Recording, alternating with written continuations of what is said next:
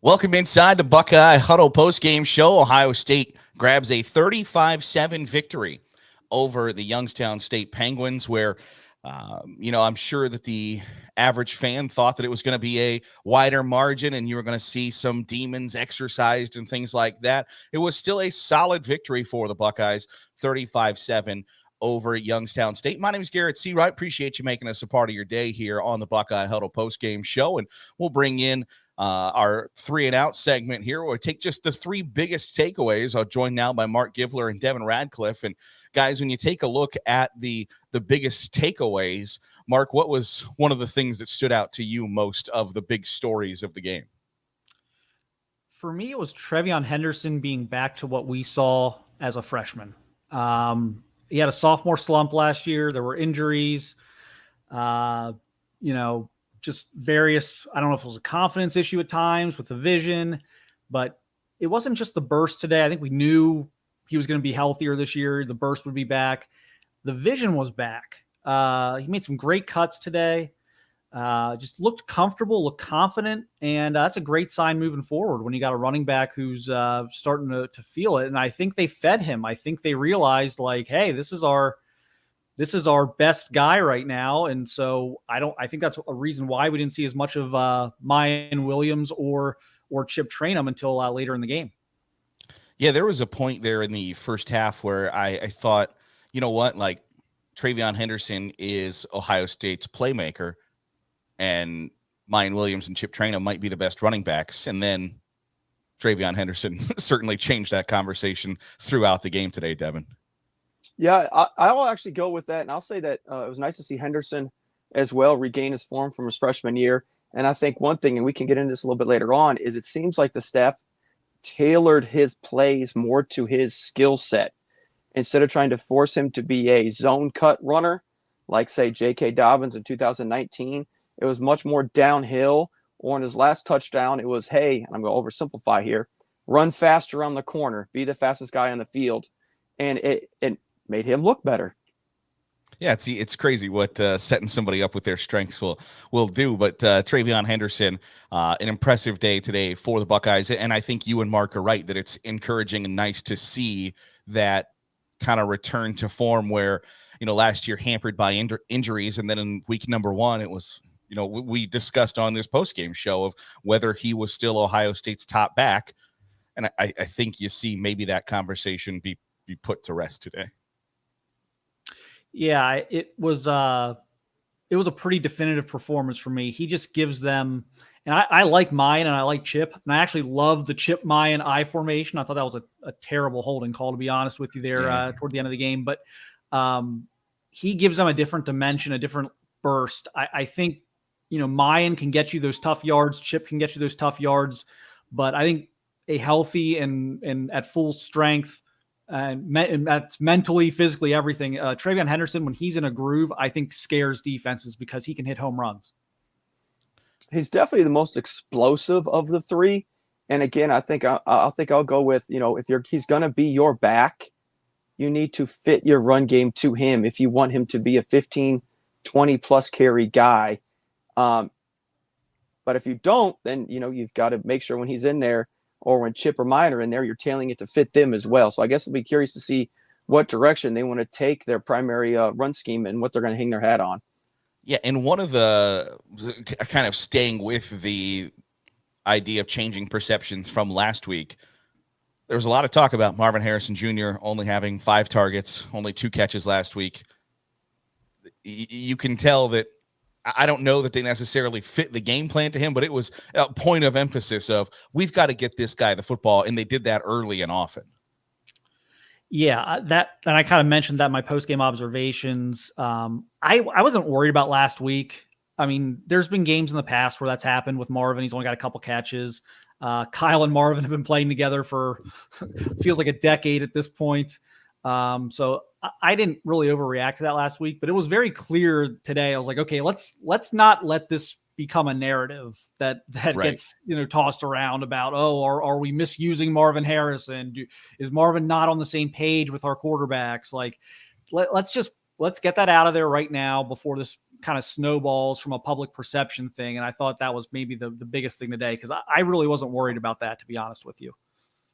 And I agree with Mark. I wasn't necessarily worried last week either. We talked about it all week. McCord did a good job of taking what was there from Indiana's defense. And I think this week it was just, hey, what's there?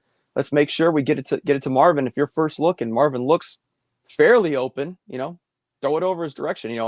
I'll go back. I'm old enough to say it's kind of the Randy rule. If Randy's, sort of open, he's way open. So just throw it over there and let him go do Marvin things. And you saw that on a couple of throws where even the pass interference that wasn't called, the pass from Devin Brown that either ends up at the 2-yard line or a touchdown. It's that philosophy of, I'm going to throw it to that guy. I like his chances of coming down with it. And I think you saw it on display today, but it's a nice game from Marvin Harrison Jr. And then also Emeka Egbuka had a really nice day as well, where last week, the passing game relied a lot on Cade Stover, and to see those two guys that you expected to be two of the best wide receivers in the country perform that well today, I think was an encouraging sign, Devin. Yeah. Again, I think, we kind of got a theme of what are these guys' skill sets. Saw the 4th and 1 where, you're thinking, hey, we're going to get see the chip and chop show, and they end up going 5 wide. And, like everybody else, I'm going, okay, this better not be quarterback draw. And they throw just a quick little bubble screen, and you see the skill set that Emeka has, where he can take a negative throw and take it to the house. So again, it was a good job featuring his skill set and get him back involved in the game plan after another slow start last week that have been talked about all week. Mark, we asked at the post-game show last week if Kyle McCord had definitively won the starting quarterback job, and the answer was maybe. Do we have that answer today? I think we do. He was really sharp today. Can we nitpick one or two things? Sure. But he was getting the ball out. He was getting the ball where it needed to go. Moved the team consistently. Not a lot of balls that were put in jeopardy. Just made that one deep ball to Fleming. I thought he was more consistently accurate than Devin. And the thing that I think, I don't know how this narrative got going in the offseason. I'm not sure where it started. It may have even been the coaches kind of giving it some life that maybe I thought it was a little overplayed. But we are not talking about Todd Beckman versus Terrell Pryor from an athletic standpoint. Okay. Mm-hmm. Like, Kyle's a solid athlete. Devin's probably an above average athlete, but the interesting dynamic here is that I think they've been billed as like polar opposites athletically. And I don't think the gap there is that wide. And I think that showed a lot today. Both guys were able to move around a little bit, and it didn't look different to me. Is Brown maybe a more gifted runner in terms of instincts and things like that? He probably is. Kyle's game's always kind of been passing, being a pass first guy, but the guy who's not going to put the ball in jeopardy, be a little more consistently accurate, veteran guy. I think McCord's the guy. And I think you have to next week, I think you need to treat that like you would treat any big game, and let whoever the guy is. And again, I think it's gonna be McCord, be the guy until he forces you to take him out, either via, really poor play or the game's out of hand. And Devin, we talked about it specifically, the conversation about, last week we thought we would see Devin Brown more than we did. And today, I don't know what I expected coming into the game, but I think Devin Brown got an opportunity to showcase his talent and showcase, hey, here's why the coaches made it seem as if they had this really difficult conversation. But it still seemed as if Kyle McCord played a little bit more confidently today. Maybe the game slowed down for him a bit. Can you assess his performance after having, a second full week as the starting quarterback? Yeah, I'm going to kind of piggyback on Mark again. He just seems like he knew where to put the ball. He never really put the ball in jeopardy. Again, maybe one Fleming throw is the one you could say maybe put some more air on it, let him go get it. But he just seems to be able to go through his progressions, finds the open guy. Again, maybe tailor the offense a little bit more to, say, Dwayne Haskins or JT Barrett his senior year, where it's more routes where he hits them in stride and they can create after the catch. It was nice to see Devin Brown do get an opportunity to see what he could do live. He started off kind of shaky, but you saw him took the team down the field, didn't get a chance to punch it in because of the penalty we talked about earlier. But again, you saw he's more than capable of being the quarterback if the opportunity presents itself. But I think just watching McCord operate and how he's able to hit the throws more consistently, I think, I'm with Mark in that unless the game's out of hand or I think it's McCord's show as well. When you look at the Buckeyes offense as a whole, and we're awaiting comments from Ryan Day as he's going to hit the podium here in just a couple of minutes as we recap the 35-7 victory for the Buckeyes.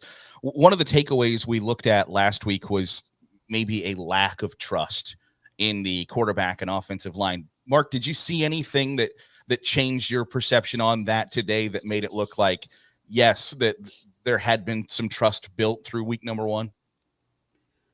I thought they looked more confident at the quarterback position, certainly. I think both guys did. I didn't like how they handled it last week. I thought it was really weird how they brought in Brown after a mistake that Kyle made instead of letting Kyle go back out there. Then you don't let Brown really run the offense at all when he gets in there.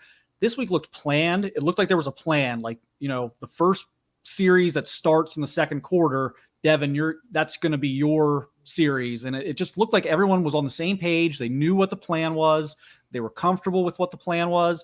There wasn't this play it by ear type of thing going on. And I'll be interested to see if Day is asked about that or talks about that afterwards here to say if that was actually the plan all week, was to play Kyle the first quarter and make sure that, the first series that started in the second quarter that Devin would get in. But everyone just felt a little more comfortable from what I could tell. I still got some concerns about the offensive line.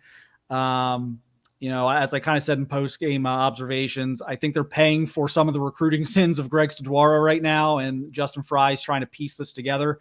But I liked what they did today with keeping them in late in the game, getting them more reps. They got to build chemistry, and I think it was fair to Devin also to keep those ones in there with him. And I'm usually a guy who's like, okay, get these guys out, but I think this is a little different situation this year.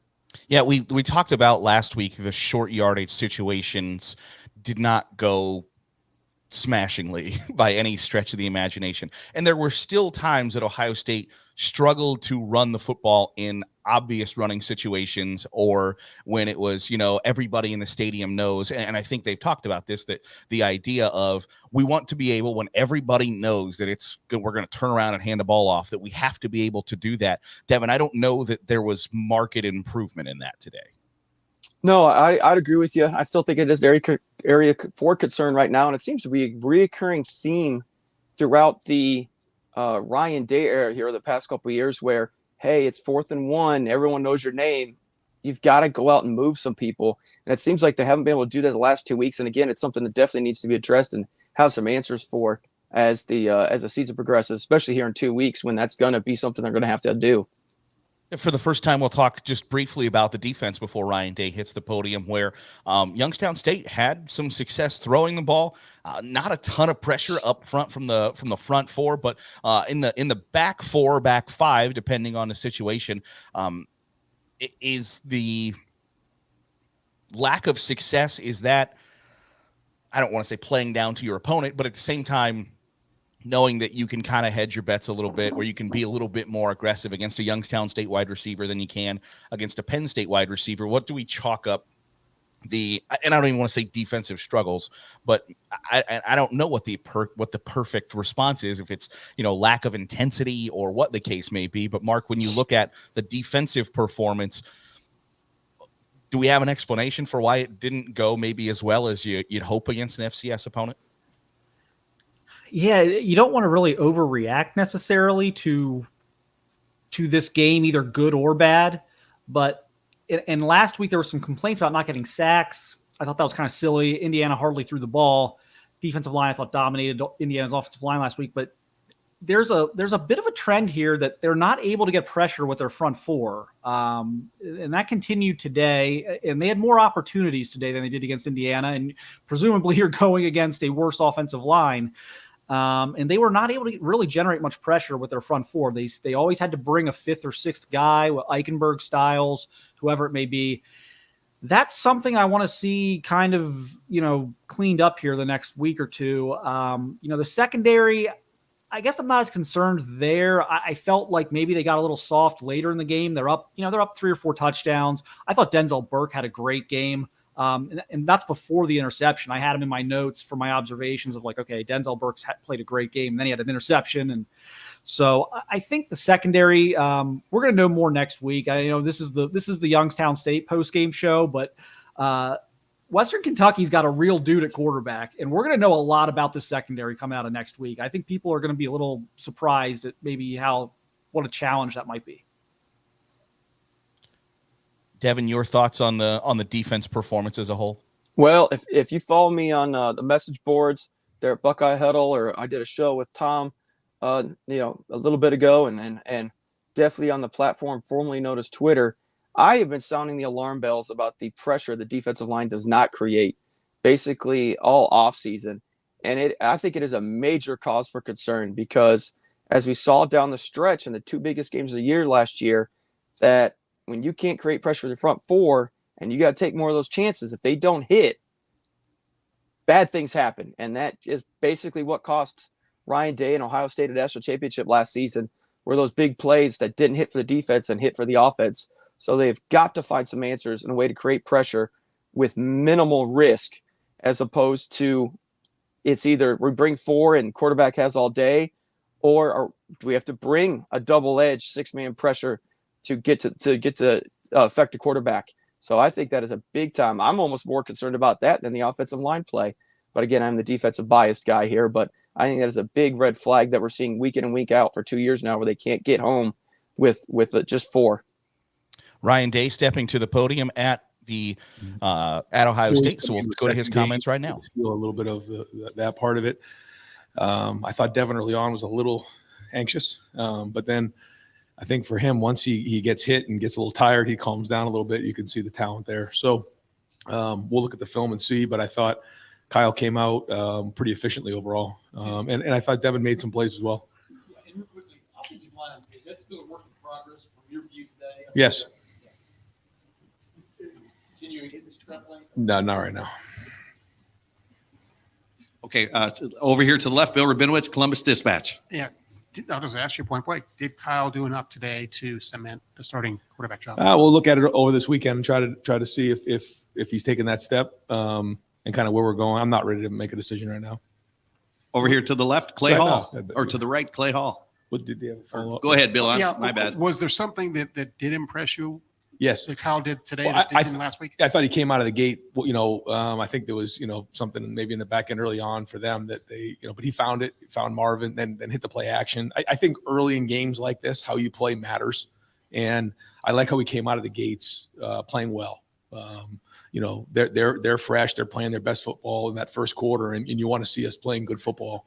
And, he made some nice throws early on, and that was good. And he got himself into a rhythm and showed, that he can make some of those throws, and that's important. And I thought even in the 2-minute drill, I know he wants that first one back. He's got to get that ball out of his hand a little bit faster. The second one, Marv did drop. That's rare that he drops one. And then he was smart on third down and not forcing it. So, overall, I thought he was solid, but we'll look at the film and see.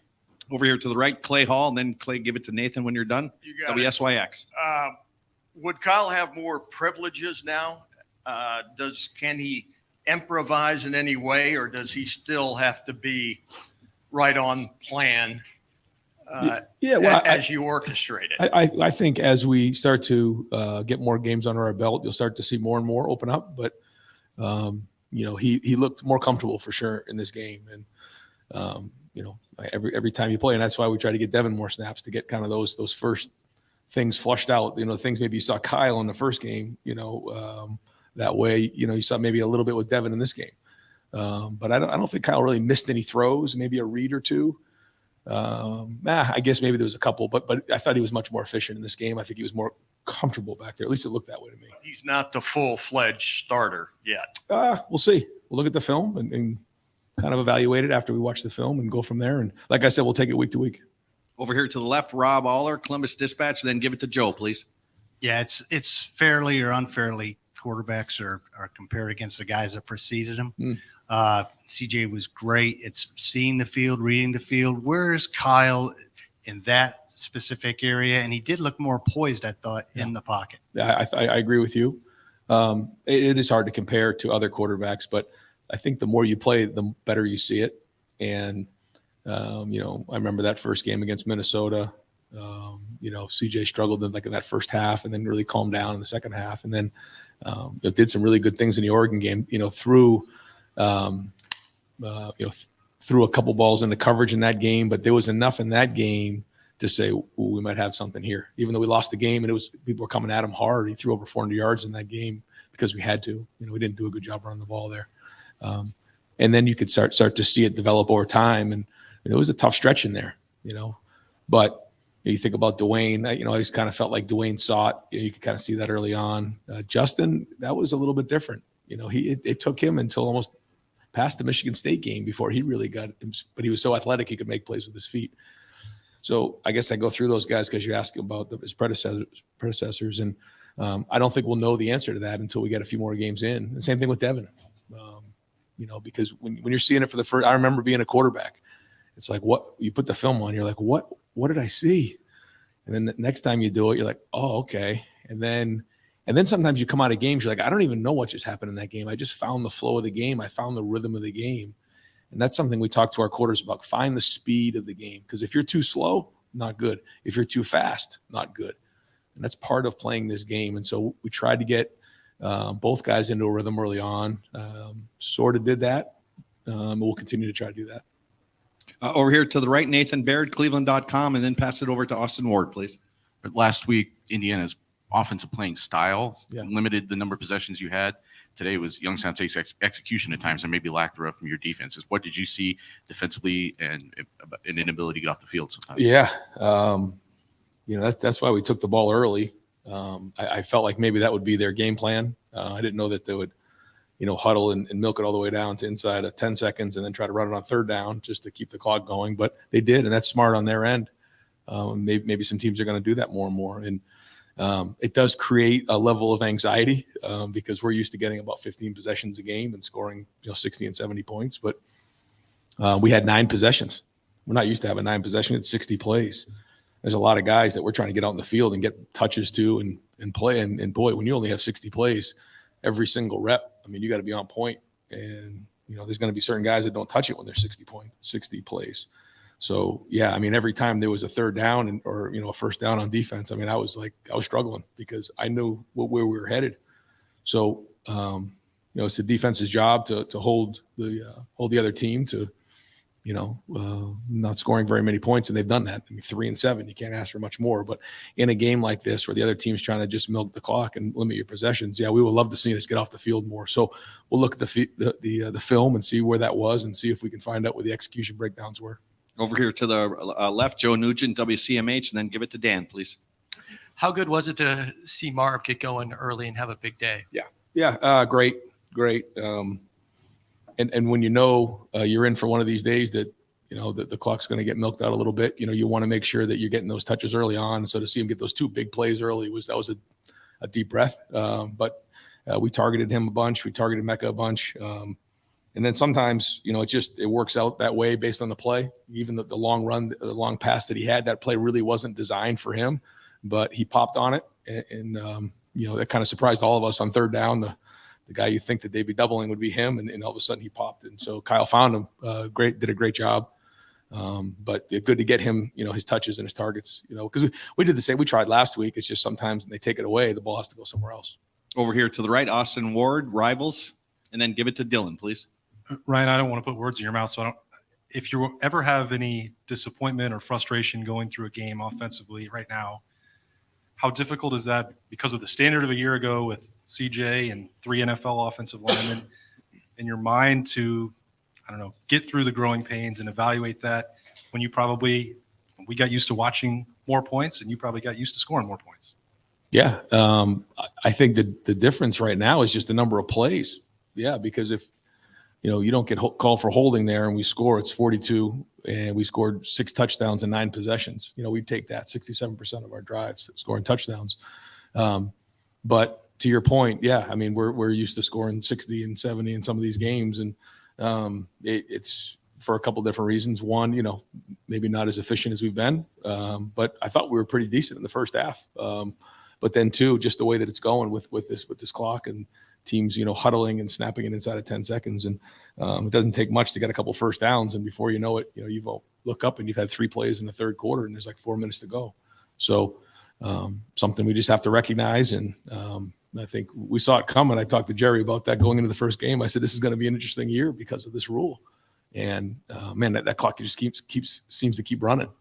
And so we'll have to be more efficient and do a great job, especially in the first half of coming out of the gates and being, really good with that, which again, I thought we did that on offense. We were much more efficient, regardless of the opponent. You have to make sure you're clean. I did think the protection was good on the offensive line. That was solid. Bigger challenges to come.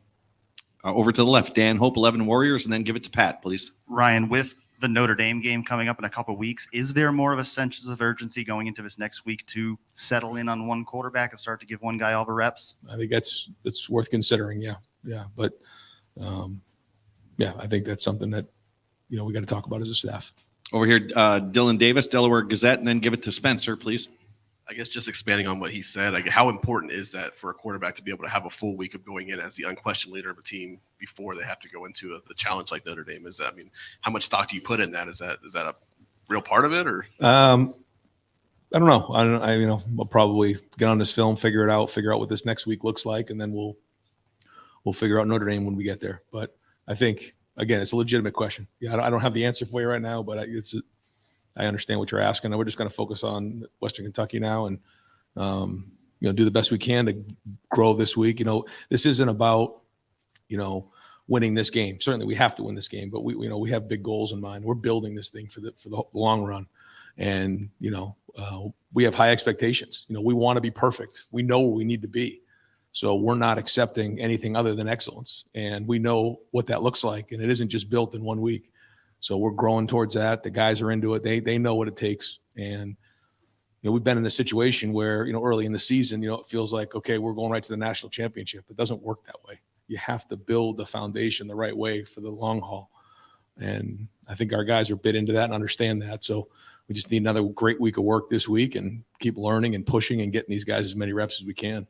Guys, we're going to have just time for a couple more, and then we're going to get some players up here over to the left. Pat Murphy, 24/7 Sports. Ryan, after last week's game, you mentioned chips running today. Trevion's over 11.2 yards per carry. Is this how you see this running back room playing out throughout the year? Different guys popping each week, perhaps? It's good. Another great question. I don't. When you have 60 plays, man, there's just not a lot of rushes to go around. When you, so it is what it is. I really wanted to try to get Trevion the ball. I think there was two runs that he had that were holds, or maybe that, I don't know. He did have, I guess, 2 catches. He had the 2 screens, and so we got to keep trying to find the ways to get him the ball as well, running the ball, but also out in space, because he's so good in space. You see how fast he is when he gets to that edge. It's got a chance to go. I know he was, he came over and felt awful about reaching the ball out, but boy, he hit that hole hard. He was running downhill today when he had an opportunity to do, and that was a great step. I was very impressed with that. So that was good. But he's going to have to be in games where he runs the ball more for sure. So, we'll keep doing that. But again, I just go back to in a game like this, when that clock's running and I'm looking at it, I'm just thinking about throwing the ball more so that we can get more plays. Cause I just feel like there's a lot of guys on our team that deserve to play. When you only have 60, there's just not a lot of plays to go around, and these kids deserve to get out in the field. So, it's a little bit frustrating, but we got to deal with it. Over here to the right, Spencer Holbrook, Letterman Row. Right. When it comes to the offensive line, it seems like the progress isn't exactly linear. Like you get better run blocking, you get better pass blocking, you get the penalties. Last week, you don't have the penalties, but when do you need to start seeing progress become linear in that unit? And what does that look like moving forward to make sure that you guys know you can go to South Bend and be able to take care of business? Yeah. Like yesterday, we have urgency. We want it now. We're not going to wait around and say, well, we'll get it next week. We got to get it fixed now. And I agree with you. There were some good things today for sure, but to use your term about, linear improvement, I think it's just the consistency. We can do it. I know we have the talent. Our guys are very, very talented. So we have to look at what we're doing schematically, make sure it's not too complex, make sure it's simple, because all we asked them to do was play really, really hard and execute. Effort and execution was the 2 things that we focused on all week. So we'll watch the film, and if the effort was there, then they get a check for that play. If the execution was there, they get a check. If not, then they don't, and then we'll find out who grades the champion. And it's really that simple. So, we have to identify if we're doing the right things with them and where the breakdowns are coming from, and that's the coaching. And final question for Coach, over to the left, Cameron Teague Robinson, The Athletic. Ryan, you mentioned Trevion you're right. You mentioned Trevion running and like being physical, running strong through those holes.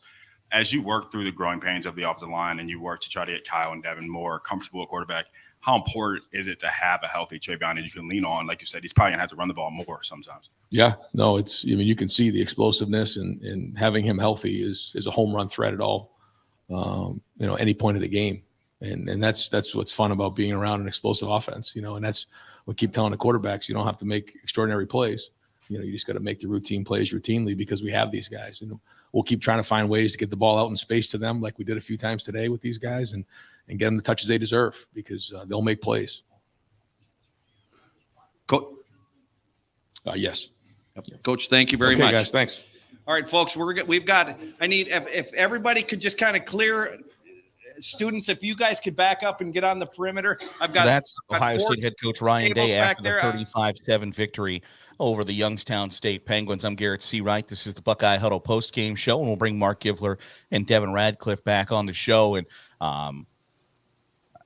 we'll table back there.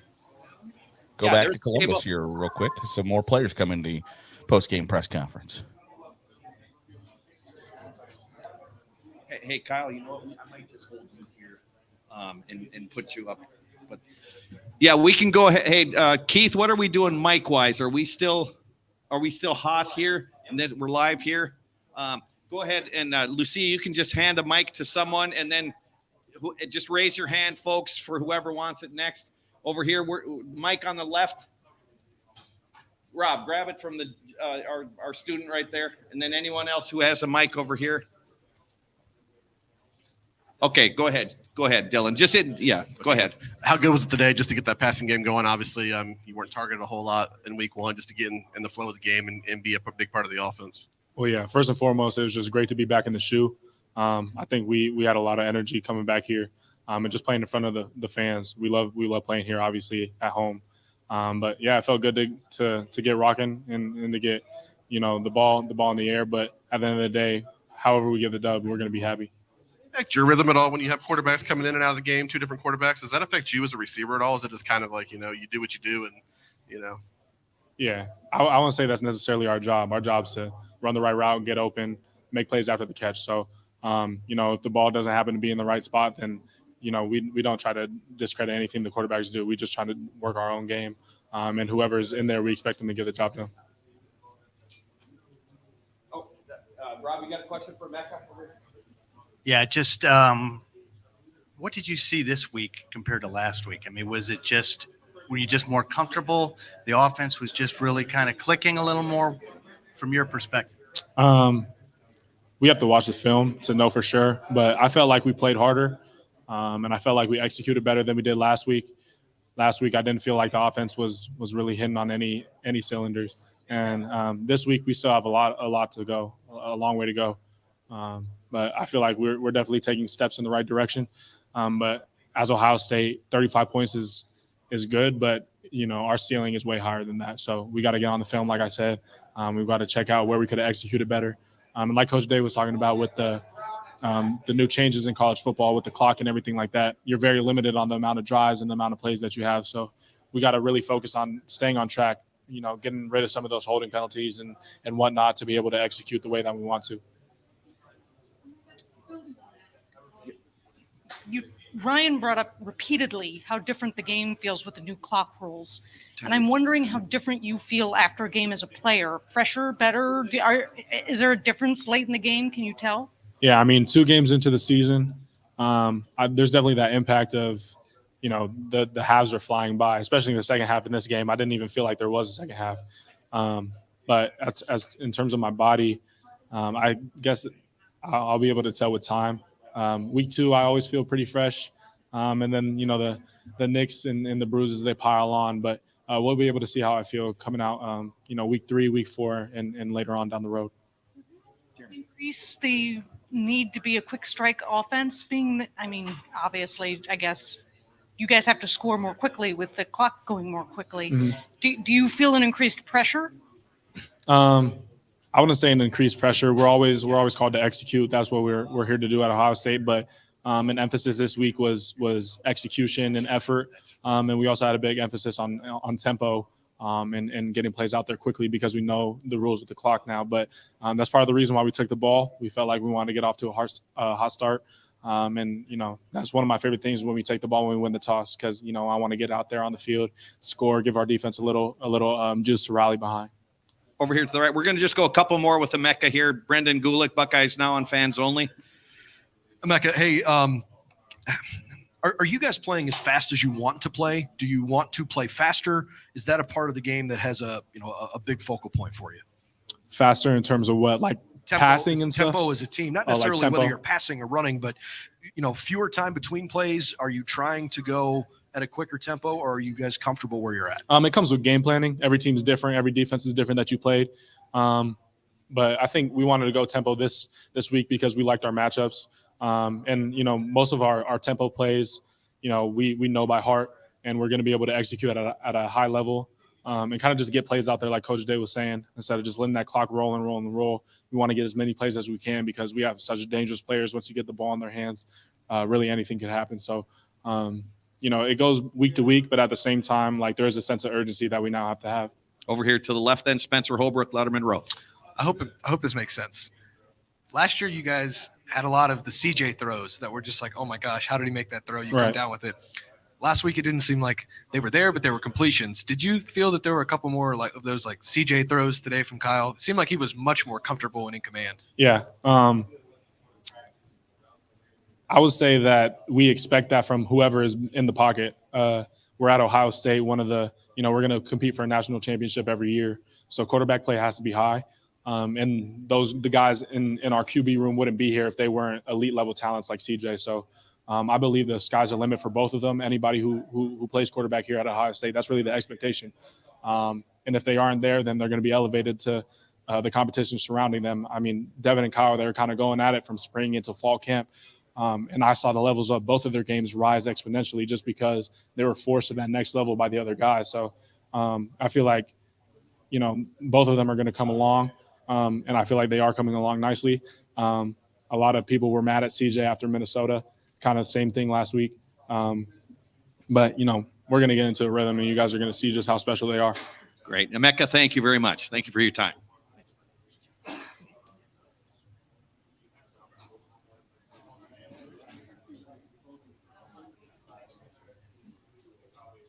All right, folks, we're going to open up questions at the front here for Kyle McCord. Over here, Dylan Davis to the right, Delaware Gazette. Kyle, just how much more settled were you from last week to this week? I guess how big is that one start to be able to rely on that to settle in early today? Yeah, for sure. I think anytime you can get that start under your belt and especially get a win against a good Big Ten team like Indiana, it's good for sure. And then you just use that confidence and that experience you got from that first week and carry it on the second week. And, now the goal is to use, what I learned this week and carry it on the next week and just keep that train rolling. Over to the left, Rob Aller, Columbus Dispatch. You think you did enough to win the job outright?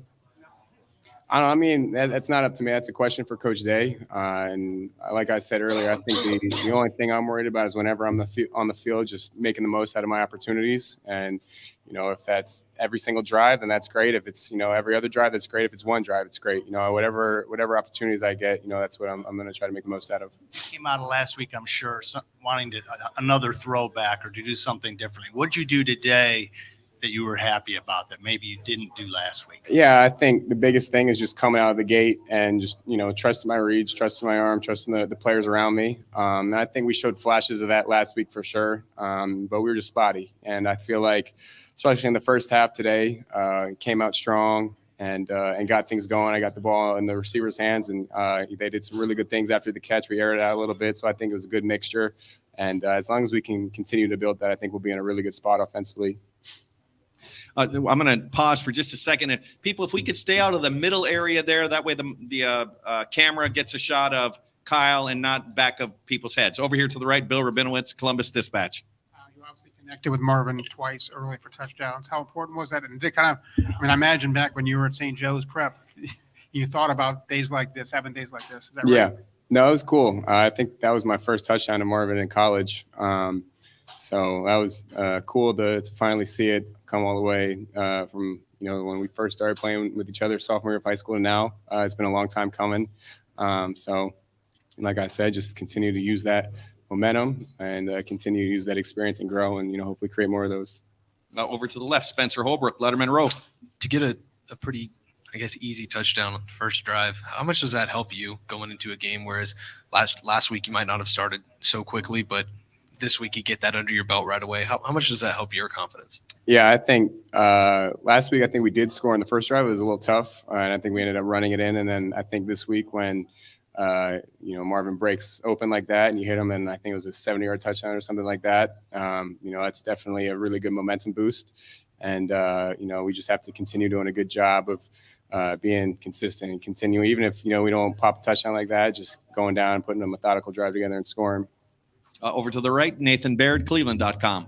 Kyle, Coach Day's been making a big deal about the reduced number of possessions that you guys have been getting these first 2 weeks, and not even necessarily the number of plays, but those possessions kind of compress things. How do you kind of get through that mentally? Because on the one hand, you want to make the most of those possessions, I guess you always do, but you don't want to, I guess, be pressing and trying to do too much with them. Yeah, I think that has been a little bit, bigger and important to the game than I think any of us realized. If you don't get the ball first and the other team goes down, puts together 11, 12 play drive, you look up, you're halfway through the first quarter and you haven't even touched the ball yet. So I think it just makes you realize every single possession matters, every single play matters. And I think today in the third quarter, we started out, we went 3 and out, and I think we didn't touch the ball, I could be wrong, until like 3 minutes left in the third quarter. It's crazy just how fast the clock moves, but that just goes to show you have to make the most. When you got the ball, you have to go down, score, and put points up on the board. Over to the left, Katie Kapusta, Spectrum. Kyle, Coach Day said a couple of words about how composed, how efficient you seem today and comfortable.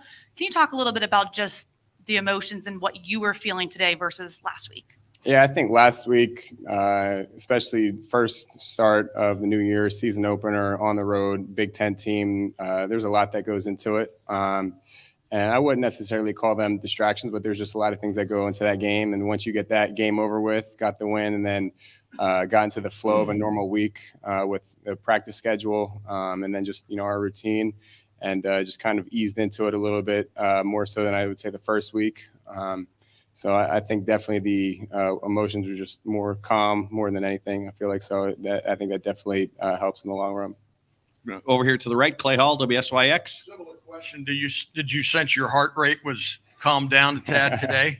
You weren't hyperventilating. Yeah, no. I think the biggest thing, like I said, is just, taking a deep breath and realizing it's football. It's the same game you've been playing since, I was 5 years old in the backyard. So How do you think Devin played today? I think Devin did well. I think this was really his first live action where he got to open the offense up a little bit, got to throw it. He made some really good throws, some really good runs. I think flashes athleticism. I think he had a really good play on third down where there really wasn't anything open. He scrambled out, found G. Scott for a first down. So I think he played really well.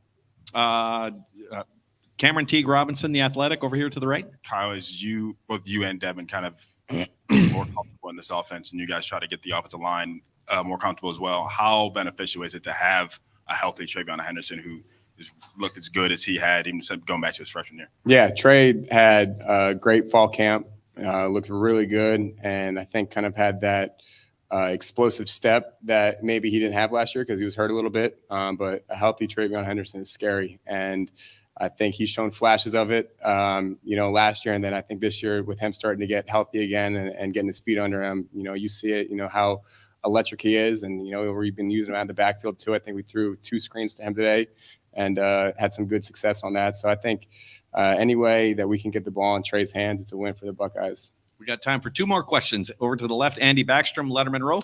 Kyle, what has been your assessment of the offensive line so far, and what kind of improvements or what did you see from week 1 to week 2? I guess? Yeah, I think the offensive line is probably one of the most important positions in terms of everybody just being on the same page because, receiver, you can be a one-man show and kind of win your route and all that. But the line, they have to do a really great job of communicating. All 5 of them have to be on the same page. And I feel like we're doing a good job. Obviously, I don't think we are where we want to be yet. But, looking back on last week and then I think how we played this week, definitely a step in the right direction.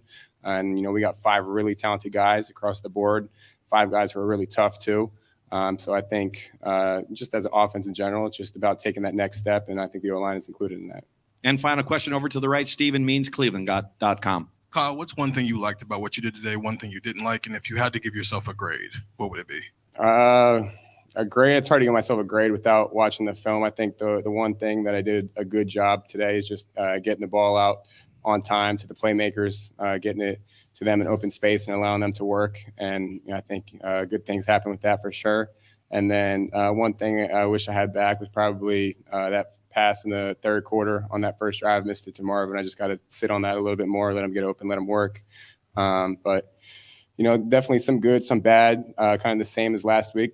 Take the good and build from it, and then take the negatives and realize what you need to work on and continue to grow. Great. Kyle, thank you very much. Thank you. Appreciate it. Andy, can you just give it to Keith there, please? And that's it for interviews today, folks. Mm-hmm.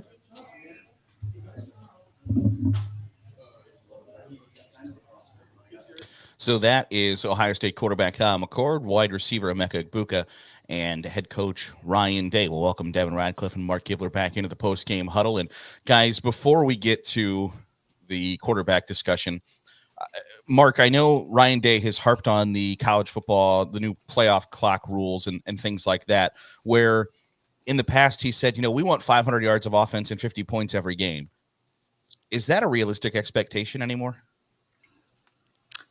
I think it is still. I think it is. I think the defense today was a little more bend and don't break than we would have expected in this game. Youngstown State was able to convert some third downs, keep control of the ball a little bit more than maybe I think we all thought they would. I think that has hurt things. I also think with a younger offensive line and a younger, less experienced quarterback that it's harder to get into plays quickly. And I think that will improve as the season goes on. But I'm as interested in the data as anyone else. I don't like the rules, and it's not even necessarily whether they're losing 2 plays a game or 8 plays a game. I didn't like the fact that we're getting less football, no matter how much less it is. We can argue about that all day, but we're getting less football and more commercials. And from a consumer perspective, I think it's terrible. And they kind of masked it in this thing of, it's for the safety of the players. Well, it's really not. This was about, you've got these big TV deals, and this is about selling more ad space. So I'm anti new rules, but also think that as the quarterback and the O-line and everyone kind of gets more comfortable offensively, if the defense get a little more 3 and outs, that you can still put up some big numbers offensively. Devin, on the flip side of those clock rules, it certainly does benefit an efficient offense. If you can consistently move the chains and you're not like a get-rich-quick offense, you can churn up a lot of time. So conversely, do you think we will foresee Ohio State turning up the tempo noticeably to where Ryan Day is trying to get back to 70, 75, 80 plays a game rather than 60? You heard Coach Day talk about it in the post game, how Youngstown State was they were sitting on the ball. They were trying to milk the clock down to try and limit how many times Ohio State had the ball. And you heard Coach Day say it himself. He felt like every time they got the ball, he wanted to push it down the field to start getting back to that. Hey, we had 500 yards of offense and 70 points, because he wasn't just getting the possessions he was used to. So week 2 of these new college football rules against a 1AA or FCS or whatever it's called in these days opponent, it was already pressuring Coach Day to start taking shots down the field. So I think as the season progresses, it's going to be something to definitely keep an eye on to see how Day and the offense responds to teams doing that to him. So Youngstown State is not going to be the last team to do that to him this season. It certainly appeared as if, I guess he didn't outright say it, but I'll say it for him. Ryan Day virtually views this quarterback battle as closed. Correct me if I'm wrong, Mark. No, that's exactly what I took from his comments, his body language, his expressions. Just, we spent a lot of time around Ryan Day, going back all the way back to his time as an assistant at Ohio State, and getting a pretty good read on, you spend enough time around a coach, you start to pick up on little cues and things like that. And he just left himself that tiny little out of, we got to go back and watch the film. Got to watch the film. Yeah. Spoiler alert, there's nothing on that film that's going to change his mind. So, Devin, now that we somewhat know that Kyle McCord is going to be the starter, does he have to play at a Dwayne Haskins, Justin Fields, CJ Stroud level for Ohio State to not only beat Notre Dame in a couple of weeks, but stay undefeated, beat Michigan, win a Big Ten championship? Or is there enough talent at Ohio State that he doesn't have to be the Heisman Trophy candidate quarterback that we've grown used to? That's a tough question. And I want to say he doesn't necessarily have to be CJ Stroud or Justin Fields, but you got to have good quarterback play this day and age. It's just the nature of the game that you're not going to win a national championship without good quarterback play. So I think, you've got to see Kyle McCord continue to improve if you want to see Ohio State make a run at it this season.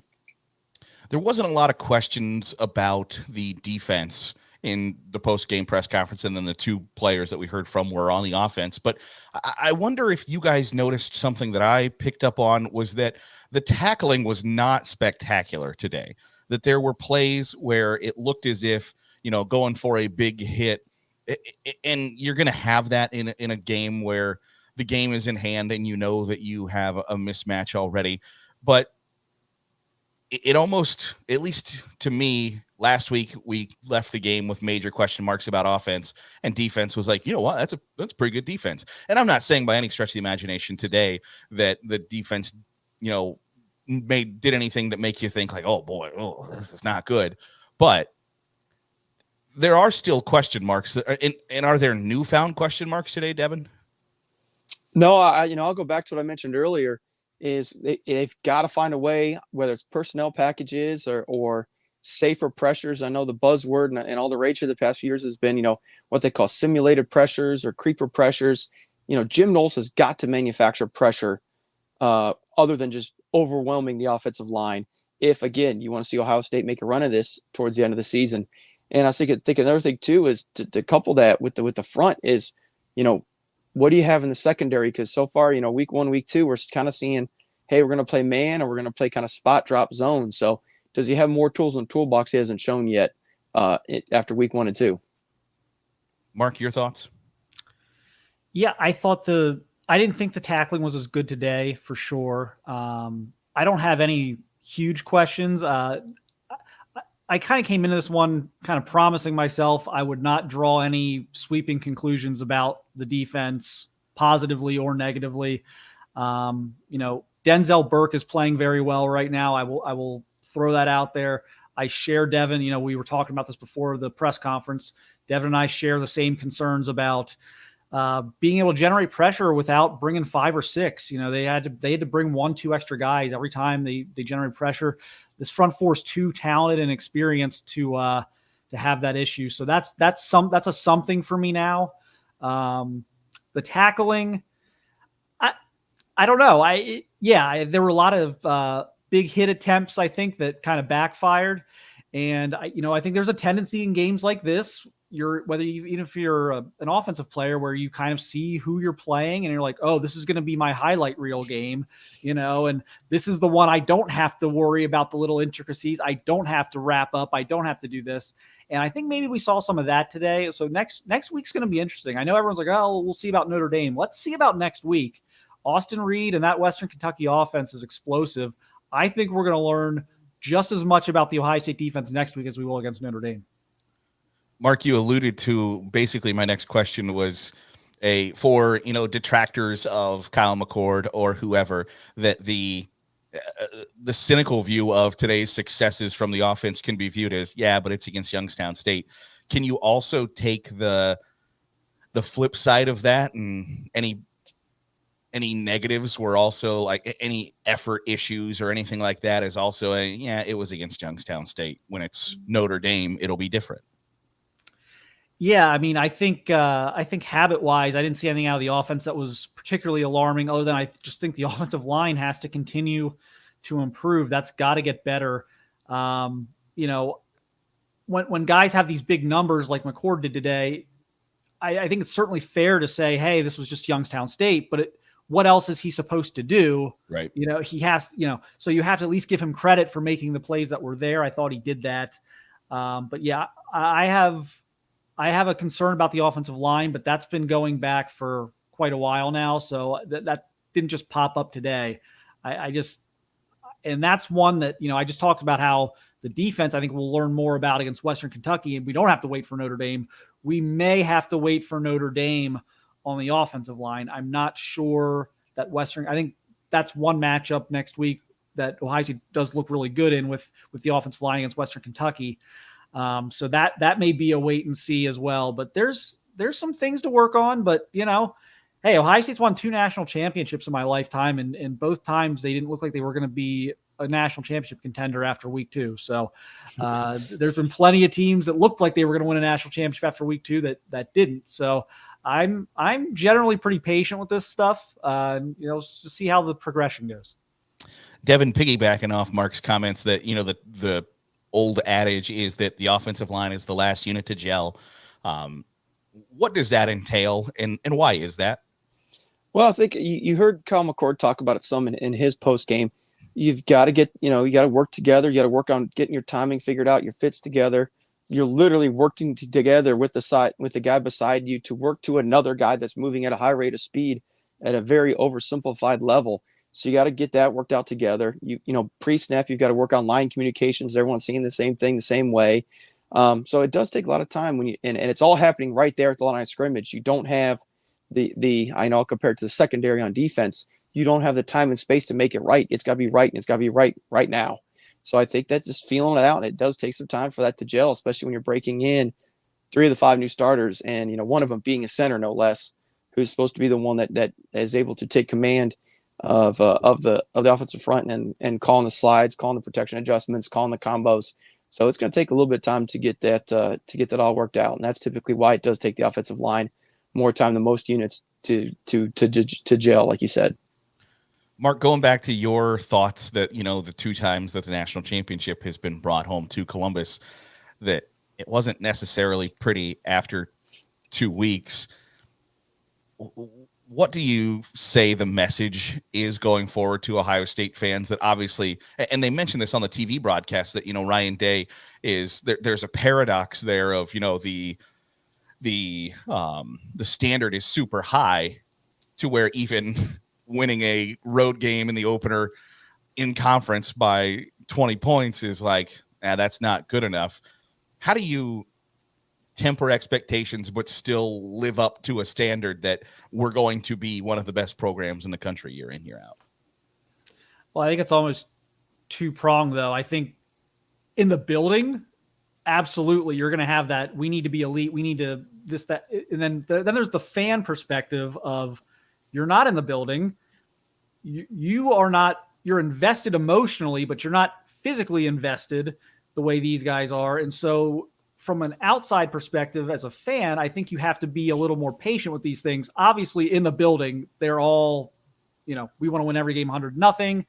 Even if that's not realistic, you still have to have that killer kind of mindset in the building. So it's almost 2 different things, but I think where the common ground is you just want to see progression in areas that are concerning right now. You want to see, and it's not like everything. I'm going to try and use my finger. It's not this line that goes like this, up the entire way. You're going to have like some of these, and you're going to be going up and down.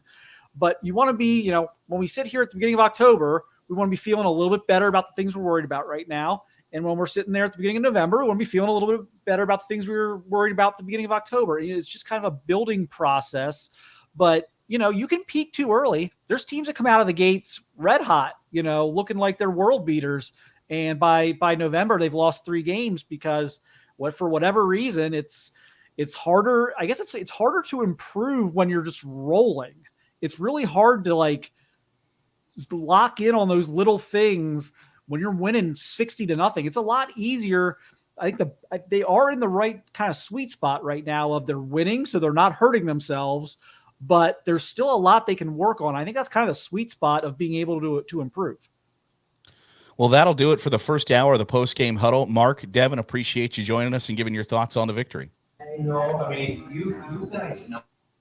And now we'll send it back to Columbus. Tony Gerderman and Tom Orr standing by. They'll take you the rest of the way. Guys, your thoughts on today's game?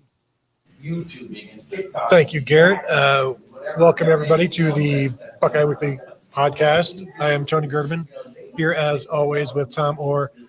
Tom, I'd say, how's it going? But you were down on the field, and it seems kind of warm down there, and it's kind of warm right now. Yeah, How's it going? It's better than it was last week. Last week it was 110 on the field. Today was probably only about 90 something in the field. It was fine actually in the field. Mm-hmm. It was the running up to the Youngstown State post game and then grabbing all of my 40 pounds of equipment and sprinting down the tunnel and through underneath the south stands and back up the tunnel and back up the stairs to get over here in time to do Ohio State interviews. That's when it got a little warm, Yeah. but you know what? This is what we train for all year. You only get 12 of these, 13, 14, maybe 15 if you're lucky all year, and so you got to take advantage of every That's what we run all the dunes for and things like that. So thank you, Garrett. Thank you, Mark. Thank you, Devin, for taking the first hour or so of this after Ohio State's 35-7 win over Youngstown State, 28-7 at the half. And then Ohio State had essentially 3 possessions in the second half. And Ryan Day had talked about the need for efficiency. They did that in the first half. They took the ball to start the game because of the new clock rule and because you're playing Youngstown State. And we talked about the possibility of that before the game. Yeah. You want to get as many possessions for your starters as you can, so why not take the ball? So they did that. And 28 points in the first half is what you want, but and they came out throwing like we had talked about, but you still leave this game thinking 35-7? Yeah, 35-7 just doesn't feel like what – I mean, it was – I think I picked 48-3 or something like that, and I think most people were kind of in the high 40s, low 50s for Ohio State. And, I mean, you can look at it and you can say, well, how many – there was at least one drive where it ended on a really, really, really badly missed pass interference call on Emeka Egbuka that should have been called and should have extended the drive. You had a couple of those. Ohio State was down in the red zone on the last drive and didn't convert. Devin Brown gets tackled on fourth down. There's just a bunch of little stuff that could have been made a difference and gotten into the 40s and and do Ohio State fans feel substantially better if it ends up 42-7 instead of 35-7? I don't know that, if there's stuff that you're concerned about in this game that I don't think an extra 7 points, makes a material difference one way or another. Right. Kevin, super chat. Is Colorado the real deal? Follow-up question. Can we relegate Kevin to be a Nebraska fan? Is Colorado the real deal, and can we relegate Kevin to being a Nebraska fan? I don't think most of Kevin's losses are close, so I don't know if that's a great fit. See, but you're number one, Tom. Jerry was just talking about how you're a professional. I saw 0.0 seconds of the Colorado-Nebraska game today, so I am not the person to ask on that one. It was 0-0 through maybe the first half or so, and then it was 3-0 at the half, I think maybe. Yeah, and I saw they had a 13-0 lead when they updated it on the scoreboard at some point, but I don't remember what point of the game that was. Shedeur Sanders threw for he threw for over 300, and they eventually took control of that game, and Jeff Sims turned it over a couple of times, as you would expect, but are they for real? I think they're going to be. I think they've got a good schedule from here until a few games that they could maybe be like 4-0 or something like that, 5-0. Yeah, they've got 36-14 was the final score, 13-0 at halftime. Colorado, I think they've got their next one is Colorado State, I believe, which that's a win. The Pac-12 is real good this year. I mean, so far, as of the last time, I have not seen a loss for that conference yet. So you're going to lose some games when you get into the, Utah and Southern Cal and those kind of teams. And I think also, I think their margin for error for them is very, very thin. Where if Shedeur Sanders goes down, if Travis, what's his name, who plays both ways, Etienne, Hunter. No. Travis Hunter, thank you. If Travis Hunter goes down, any of that I think is a huge blow to them because they don't have the margin for error that most teams do because they have, they built this with duct tape and baling wire and it's holding together amazingly well so far. But I don't think it holds up over 12 games. But I think 2 games in, I think they make a bowl. At this point, they've exceeded last year's win total, and they are essentially 1 win away from. Hitting the over on what some people thought they'd come into the season with. Yeah. Back to this game, Kyle McCord, 14 of 20, 258 yards, 3 touchdowns, essentially picks up right where he left off from the last game, the second half of the last game where he was 10 of 16 for 130 some yards, and those 3 touchdowns right away. The one to Marvin Harrison, Ryan Day said that was not Marvin Harrison was not the intent. He was not the first read on that. Yeah. And yet McCord saw that and went to him, and just felt like you could do that almost as much as you want. But they did early on. Marvin Harrison finishes 7 for 160 with 2 touchdowns. Tried to get him some more, but 13 targets for Marvin there. Kevin, super chat from Mike Smith. Positives for seeing receivers get involved, some O-line improvement. Burke looks good. Negatives for third down on both sides, run game production, tackling, and still some O-line issues. I mean, the offensive line is absolutely still a work in progress. I think that's probably the single biggest concern right now about this team. I think the quarterbacks. I mean, we can talk. I'm sure. Guess what? I'm sure we're going to talk about the quarterbacks, but I feel like you kind of have your answer on the quarterbacks at this point. And and I think it feels like it's not. This is not late 2022 CJ Stroud right now, but it looks fine. It's not perfect, but it looks fine, and we'll see what it looks like against better competition. But I don't think that's a concern right now. But I think let's see how the pass defense holds up against a much better passing attack next week. Let's see how the offensive line holds up against probably a better defense next week and all that. Super chat from Ryan Dawes. Today was better than last week. Some odd occurrences, frustrating plays, and the lack of execution, but it was better. How much of the lack of execution is just you're kind of shuffling, you can get disjointed when you're shuffling running backs in and out in the run game. So if you're shuffling quarterbacks in and out, how much of that do you think is related to just you're moving personnel all over the place? And completely, I believe that impacts the flow of the game, the momentum that you got, the timing that you have, and you are used to. You're scoring, going up and down the field, and then McCord takes a break, and I would assume that once you stop doing that and you just focus on the one quarterback, there's no need to just stop the momentum that you've got. There's no reason. You start running a little bit of a different offense with Devin Brown, in terms of running the quarterback. You're changing the way you call plays. Yeah. You're changing the momentum of the offense. You're changing the style of the offense. You're changing, just the throws. Devin Brown graded himself a C today. He missed some throws, and he talked about that. And you're bringing a guy in cold when you're taking a guy in who is hot, taking a guy off the field who is hot. And so if you keep the hot guy in there, guys, you're going to score more. And I just you have to do this for now until you're convinced that you won't have to do it any longer. And Ryan Day said after the game that it might be time to look at possibly thinking about wondering if maybe now is the time to just give all the first team reps to Kyle McCord, because Devin Brown, they said they went back and forth repping with the first team in practice. And not only is it time to, I think, go forward and practice with one guy, it's time to go forward in this game, Western Kentucky, with one guy, especially when you don't know exactly what you have on the defense yet, and you might need to score some points and stay consistent offensively. Yeah, and we'll come back to that. We had a super chat from Gavin. Happy with the deep shot. McCord looks better. Why can't the D-line disrupt the quarterback? Does this team look like a top 20 defense? Will this team be ready for Notre Dame / Penn State?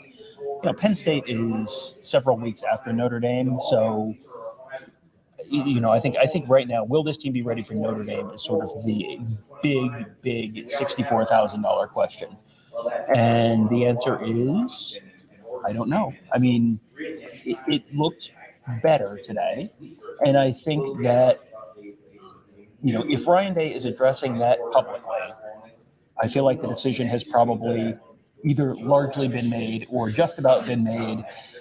I don't think you're throwing that out there if you're thinking, no, in fact, we're going to keep. You have to, it is time. You have two choices, and one of them is get off the pot. And so you have to, you have to kind of recognize that you have 2 weeks of first team practice reps before you get to Notre Dame. And you have a guy who I think, was clearly, they judged to be ahead coming out of fall camp, clearly. And I don't think you've seen anything the last 2 weeks that makes you think that was the wrong decision. I think you can say, okay, Kyle McCord hasn't clearly won the job, He doesn't look exactly like CJ Stroud. Yeah, absolutely stipulated. But I don't think you've seen anything that would make you change your mind from the decision that you made based on all the available information at the end of fall camp. And I think, in fact, he probably has increased that lead maybe a little bit. Well, Ryan Day talked about Justin Fields didn't look like Justin Fields until the 6th game of the season. He said the Michigan State game, that was game 6, where he felt really comfortable. And so I think it's still a growing process with McCord, but you got to keep him out there. He made better throws than Devin Brown. He was calm, he was collected, all of that stuff that we know he is. Devin Brown said he still very much sees himself as part of the quarterback competition and is going to operate that way. Ryan Day saying it's time to think about it is exactly what he said this week when it was like, have you thought about maybe taking the ball on the coin toss? He's like, yeah, it's time to start thinking about it. So in my mind, he's already convinced himself we're going to do this. Now it's up to everybody else to either agree with him or talk him out of it. Yeah, and I think I'm not 100% convinced they're going to take the ball every week. No. I think you've got probably, I think you may have had a little bit of a thing this week where you wanted to get your first team guys as many reps in the first half as you could. So I wasn't at all surprised to see that. I don't know that necessarily is something I'm expecting them to guarantee to do moving forward, but this week, absolutely. Yeah, because the middle 8 is still going to be more important than one extra drive, presumably in the bigger games. Correct. Yeah. Super chat from Mike Smith. Defensive line still seems to not be getting pressure without it help. Also, do you take it that Day has seen enough to know who the quarterback is? I took his answers as yes. He just didn't want to say it in a press conference. I mean, to the second half of that, it certainly feels like that's where this is headed. And I would say he probably has not officially made up his mind. He always, as he always says, got to go back and watch the film, because when you're down on the field, sometimes there's stuff that you don't have a great angle on everything, and you want to be able to go back and just give it a very, the cold light of morning kind of viewing tomorrow morning when, you're not in the middle of everything. You're not emotional and thinking everything through, being a little concerned, like, hey, what's going on? Or is there a chance we could have someone get hurt? Or is someone we could lose this game? Whatever. You want to sit down and have a real objective view. It would not surprise me at all, though, if tomorrow morning that decision kind of got made. As to the other half, defensive line still not getting pressure without help. I mean, that feels like that's kind of been a recurring theme for the last couple. I mean, since Chase Young, basically. Yeah. It kind of feels like that's been a recurring trend, right? Yeah, no, I'm with you, and I don't. They go into this game, they're not going to show much, but they should still have enough individual talent to create some pressure. Right. So that, to me, is a bit of a concern. And like you said, that's kind of been the norm for a while now. Mm-hmm. And so you would expect them to do better than they did, but they still, when they give up 130 some yards passing, and they tackled well. And, 135 yards on 26 but you would definitely expect to hear JT Tuimoloau's name more. You'd expect to hear Jack Sawyer's name more. Mike Hall got a sack in there. Mm-hmm. He's still not playing as much as I thought he would, but this is a game where who cares who plays kind of thing. Right. I mean, I think you got to look at this. I feel like we're having kind of the same conversation we had last week, where they didn't have sacks, but this week it was 5.2 yards per pass attempt, 3 yards per rush attempt. That's fine. Like, that's even against a team like this. You're not gonna, this is not, you're playing an FCS team on JV mode on NCAA 14. Like, you're gonna give up some yards. You're gonna give up. They gave up points on the first drive of the game, which a lot of times that's a scripted thing, and so it is not unusual to see a team go right down the field, score a touchdown on an opening drive, and then you get in the flow of the game, and then it doesn't happen again. And that's what you really saw during this game. And that long pass to Max Tomczak in the first drive, that was a third down. They stopped that, and then they get the ball right back, but they gave it up. Cam Martinez is in there for Sonny Styles. They started to do you're the long. You're the passing nickel, and Sonny, you're the early down nickel.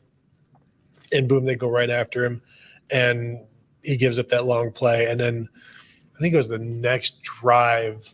It was another long third down, and Cam Martinez tried to go in, and then they sent Jordan Hancock out to replace him. Yeah. And then you saw for most of the rest of the game, while it was still in doubt, that it was Jordan Hancock playing the long nickel versus Sonny Styles playing the short nickel, and they would go in and out and trade each other off there. So it seems like that has been that is now complete in terms of what that nickel situation is going to be. And Sonny didn't have a ton of snaps today. He was out there here and there, and he definitely played, but they were going away from him in terms of the Perry Eliano and Jim Knowles went away from him on passing downs, which eventually you need to know if he can be out there and passing downs. And I'm wondering if he's even going to play much next week based on how little he played on passing downs this week. Yeah, next week, Western Kentucky, they are going to spread you out and they're going to throw the ball all over the place. And just, I mean, prepare yourself for 300 to 350 passing yards allowed next week. I mean, just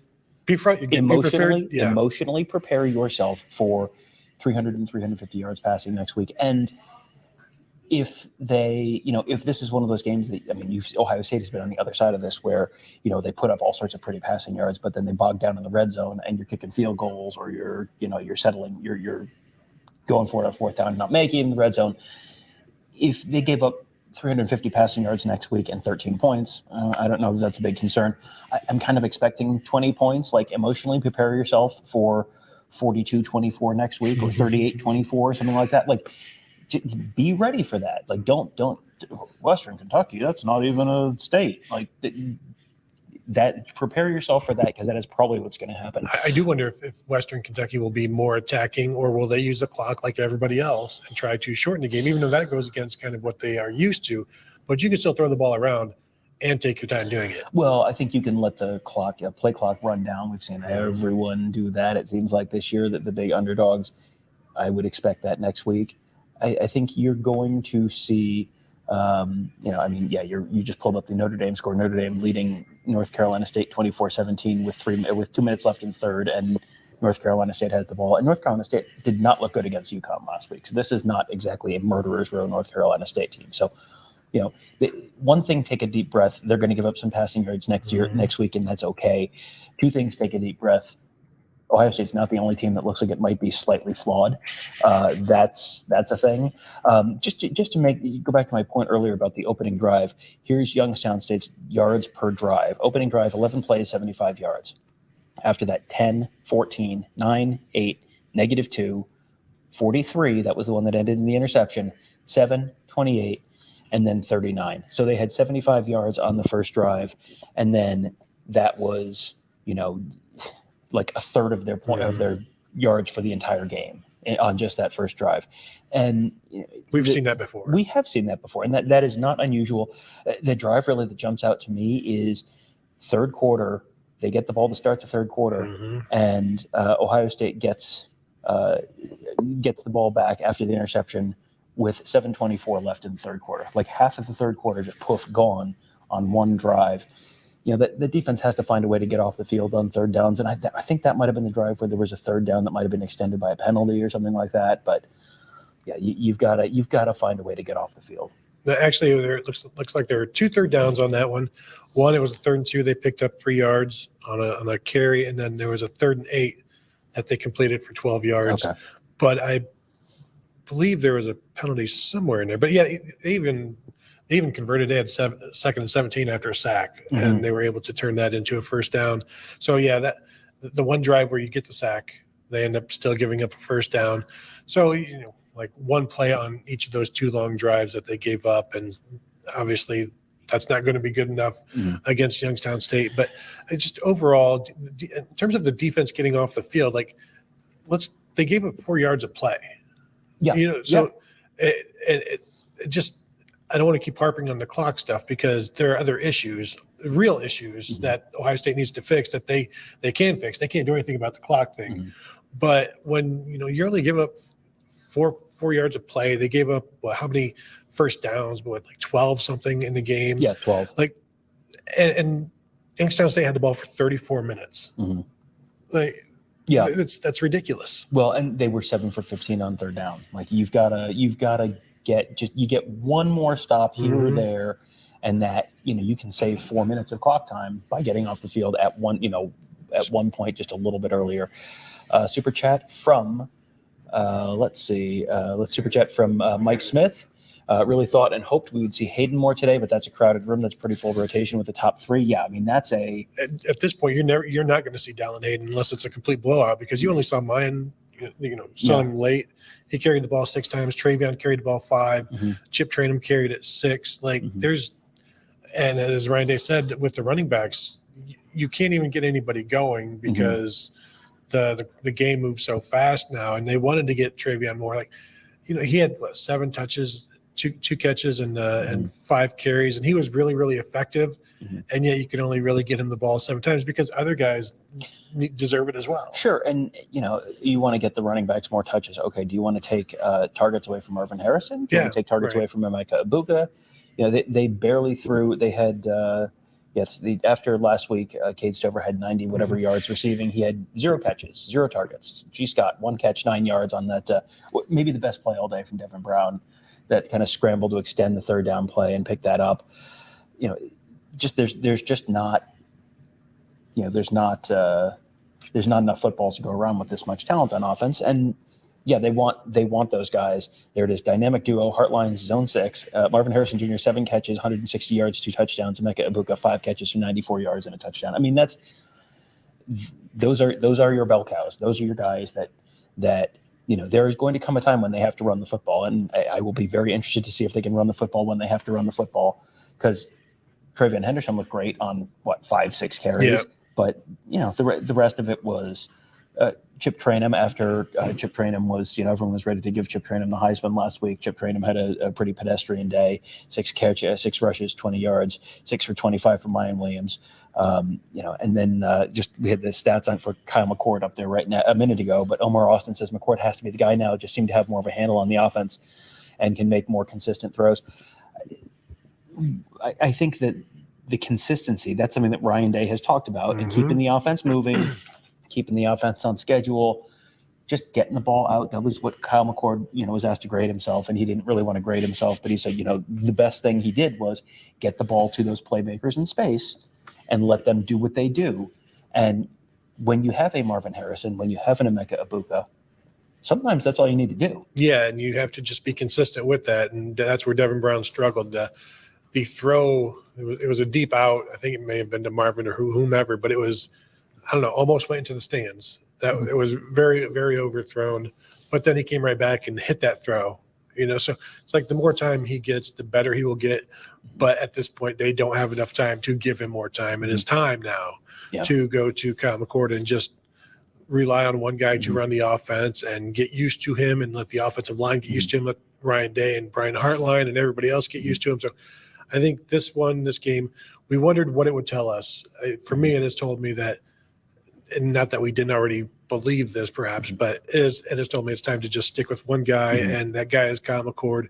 More consistent, more accurate. Devin Brown had a couple of nice throws with Kyle McCord, complete 70% of his passes. I mean, I don't know what else you really want from him, and got into the end zone when he didn't necessarily last week. Yeah, and Devin Brown was 7 for 13, 101 yards, 54% completions for him on the game. And, he was, we talked all year about the fact that, when you ask people about the differentiation between the two guys, McCord was maybe a little bit of a better passer. Brown was a little bit more of a runner. The running hasn't really manifested in games, and that was not a great decision on 4th down to try and run. And it was like he lost track of them, what down they were on or something. It was, it's 4th down.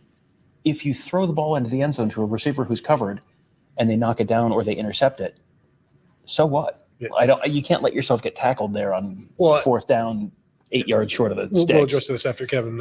Okay, super chat. Omar Austin, go ahead. Yeah, Omar says, first things first, love you guys. Moving on, after seeing a brief glimpse of most of the safeties play, I really think they get exposed. Oh, sorry. We already did that one. No, we didn't. Okay. For the second time, I will read, McCord has to be the guy right now. Just seemed to have more of a handle on the offense and can make more consistent throws. Anyone else having deja vu? No, just me? Okay. Thank you, Omar. Thank you, Omar.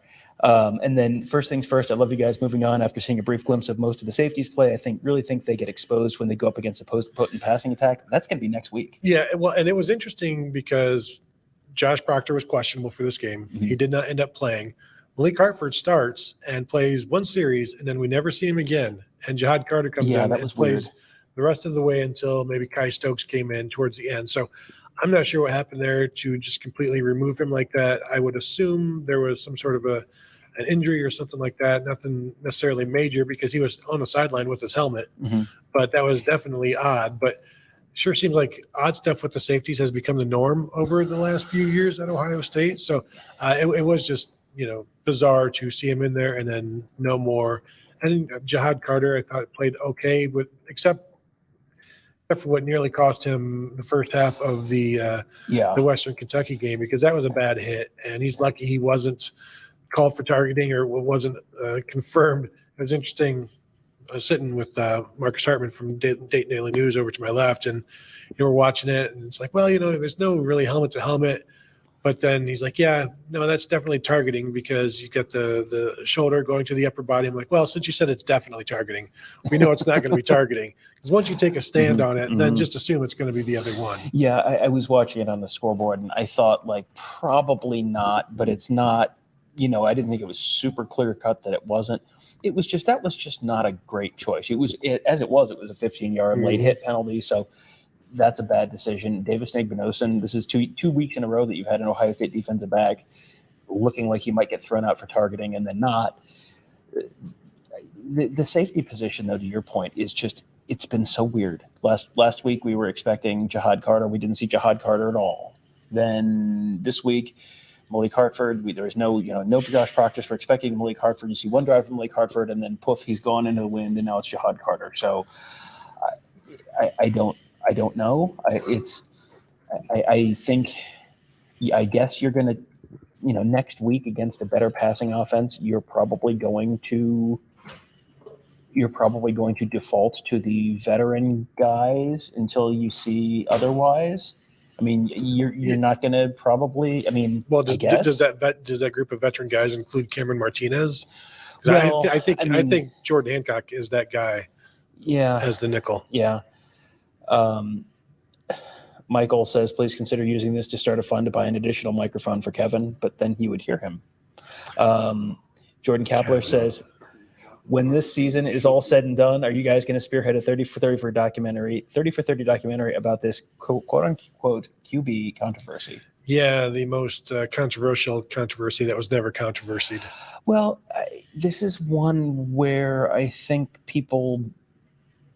let's just say that people made up their minds early and did not come off of that decision when additional data was made available to them. And that's not, unusual. And everyone has to have a hot take now and has to, they have to be right. And you got to stay right. You've got to be right and stay right. And if you're not right, it's because someone somewhere, some dark nefarious force is screwing with what should, you've got to just, it's right there in front of you. You got to watch. And I don't think Tony Arai has been super dug in on any of this for the last few weeks. I think we've kind of said Brian Day feels like, the coaching staff apparently feels like, Kyle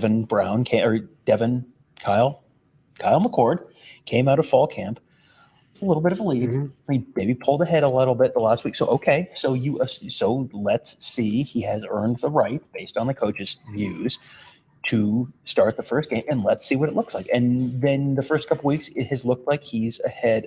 Devin Brown hasn't shown you anything that was clearly better than Kyle McCord.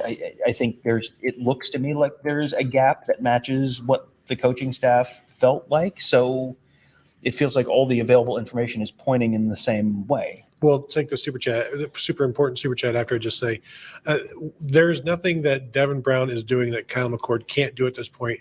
And right now there are things that Kyle McCord is doing that Devin Brown has not yet been able to do. So when you do that kind of math, the equation is pretty simple. Yeah. And, that's not to say Devin Brown can't or won't ever be a great quarterback at Ohio State. He should be. Yeah. Kyle McCord has been here an extra year. He should be ahead. And it seems from all available information that he is ahead. And, I think the fact that people got dug in on opposite sides of this, again, glad this isn't a thing that happens in other areas of life and media in 2023. That's just, I think people, got real tribal about it. And like, you gotta just like follow the information. What does the information say? Right now, it says that I think Kyle McCord is probably going to be your starting quarterback. For Mike Smith, the third and short has been an issue over multiple seasons now with different personnel. Is it a scheme or communication issue? It's very frustrating. Well, I don't know if it's a communication issue right now. There have been some communication issues. They were 5 of 12 on third downs today. I'm not sure exactly offhand how many of those were short yardage, but it sure does seem like when it's 3rd and 2, it's like, wow, this is clearly a throwing down. And there was a holding call on some Josh Simmons maybe, or whoever it was, but they moved. It was a 3rd down holding call, and rather than force like a 4th and 3 or something, they decided to push him back. And it's like, why are you taking Ohio State out of the short yardage situation and putting them in a long yardage situation where they're more comfortable? Mm-hmm. I would have left them in that short yardage. And do you want to go for it on like 4th and 3 from your 40-yard line? Because I will take the ball. Like, try it and see if that happens. But of course, 4th and 3 is not a running down for these guys. But yeah, no, that's a concern. And I also wonder, Mayan Williams is pretty good at it. Chip Trainum is pretty good at it. Like they're bigger guys in terms of strength and whatnot. But I don't, how good of a feel can you get in terms of the short yardage when you've been on the sideline for 24 minutes on a clock, like on a watch? Yeah. And now it's like, okay, now I'm in. Or I just don't know how do these guys get worked up in terms of the field and the need for, JT Barrett would always get that extra yard. He would always find that. How well are these guys? How good are these guys at finding it when they're not getting, 6 carries is that's an afterthought, and that's what the leading rusher has for Ohio State. Yeah, 6 carries for the running backs, and they're sitting on the sidelines for, like you said, 15, 20 minutes. And then I think you also get to the point where you go out there, you've just given up a long drive, and you go out there and it's 3rd and 2, and it's like, oh man, we have to get this, because if we don't get this, they're going to take the ball and they're going to take another 5 minutes off the clock. So we have to get this, and then you're probably overthinking a little bit. But also, this is a game where we talked about this beforehand. This is a game where you're probably working to get better on stuff. If this was Michigan, maybe you're just get the ball to Marvin Harrison Jr. in space. They want to figure it. They want to work on the short yardage run stuff because they know they need to improve the short yardage run stuff. So you're going to work on some of that stuff. So it sort of sets itself up to be a little bit annoying. And great news, it was. Speaking of Michigan, before we get to the super chat, 14-0 late in the second quarter with Donovan Edwards once again being stoned on the field. 5 carries, 8 yards. Like, he has not been able to get it going yet. That needs to change for them. JJ McCarthy, 16 for 17, 175 yards. 10 yards per attempt, but 14 points. No touchdowns through the air. And we'll see what we don't have any great like drive by drive stuff in front of us. It's kind of the score, but yeah, like this is happening to a lot of teams right now, where it's a little closer than it has been. It's a little. This looks like Michigan's 4th drive of the first half. Yeah. So sounds like it's first half. It lost it on downs in the first drive, and then lost it on downs on the second drive. Maybe. Yeah. It's. I think I have questions. Downs third down. Yeah. Downs third drive. This is the 4th drive. Okay. It's an epidemic. Yeah. I have questions for halftime head coach or first half head coach Jay Harbaugh about his game management. Maybe the most important question today from Omar Austin. Tony, have you taken time to sample the many flavors of pumpkin spiced goodies at Starbucks and Dunkin' yet? Honestly, I have never had any kind of pumpkin spiced coffee. I've only had pumpkin pie one time. I had a little bite when I was like 6 years old. I did not care for it. And I'm anti-pumpkin, all things. It's not even a real food. It's like nobody's ever like, ooh, can I have a piece of pumpkin? Like, if you can't eat a piece of something, then why would you want that? What? You eat a piece of key lime. You just sit there and take a big old bite out of the key lime. Oh, see, lime and lemon, that is, you make a valid point, Kevin. That is why you do not have a microphone, because then I have to rethink my thoughts. But you could, but you actually use the flavoring of the lime or the lemon. like the pumpkin spice is like very loosely pumpkin at all. It's like if nutmeg there's and stuff. yeah, right? if there's no Yeah. spice, like nobody just eats. The best part about pumpkins is the pumpkin seed. No, you throw out everything else of the pumpkin, and you bake the seeds or you fry them or however you want to have them. Like the whole pumpkin as a food item is just it's a scam by big pumpkin. Because they had like, what are we gonna do with all this crap in the yard? I know what we can do. Let's convince a certain segment of the population that you want this, and we can upcharge for it as well. Is this about the time you bought a bunch of pumpkin futures? I don't want to talk November? about the No? pumpkin futures, No? Tom. Let's Okay. next question. Okay. We're caught up on super chats right now, but I think going through the drive chart for Ohio State. Let's just kind of go through this, because I think that the inclination is going to be to focus on the negatives, which in a game against an FCS team, I get it. But the first half, 3 plays, 76 yards. That was a touchdown to Marvin Harrison. 3 plays, -1 yard punt. I think that was the one where Emeka Egbuka got just absolutely mauled on the 3rd down, and there was no pass interference call. 4 plays, 93 yards. 13 plays, 60 yards. 11 plays, 90 yards. That was, and then one right at the end of the first half, 4 plays, 14 yards, they punt. But, you had 2 really deliberate drives, 13 plays, 60 yards, 11 plays, 90 yards, you're keeping the chains moving. You had 2 explosive drives where you scored touchdowns, and it's 28 points before halftime. If they had, the second half, they only had really 3 drives. They had the one at the end with a kneel down, but 3 plays, 7 yards, 5 plays, 61 yards for the touchdown, 13 plays, 81 yards. That's the one that ended with Devin Brown running and getting tackled on 4th down. If if they score the one more, if they score on that Devin Brown drive at the end of the game, that looks like a perfectly reasonable drive chart to me against this kind of a team. It's just, I think you're losing enough plays that, and part of this is the defense not getting off the field, but they're just on the number of plays you had there. I don't think this is a bad performance by the offense, even though it ended up just at 35 points. Do you? Well, no, not bad, just not good enough. It's not like 28 points in the first half. You'll take that. Like 7 points in the second half is not good enough regardless. And you had your starters out there. You had your starters out there with Devin Brown. Now, you talked about the downs. Like, did that end up a touchdown and then they pulled it back because the Mayan Williams had a touchdown, but then they got called back for a hold, and they had 2 touchdowns called back, right? Didn't they have? They had the one where they had 2 touchdowns called back.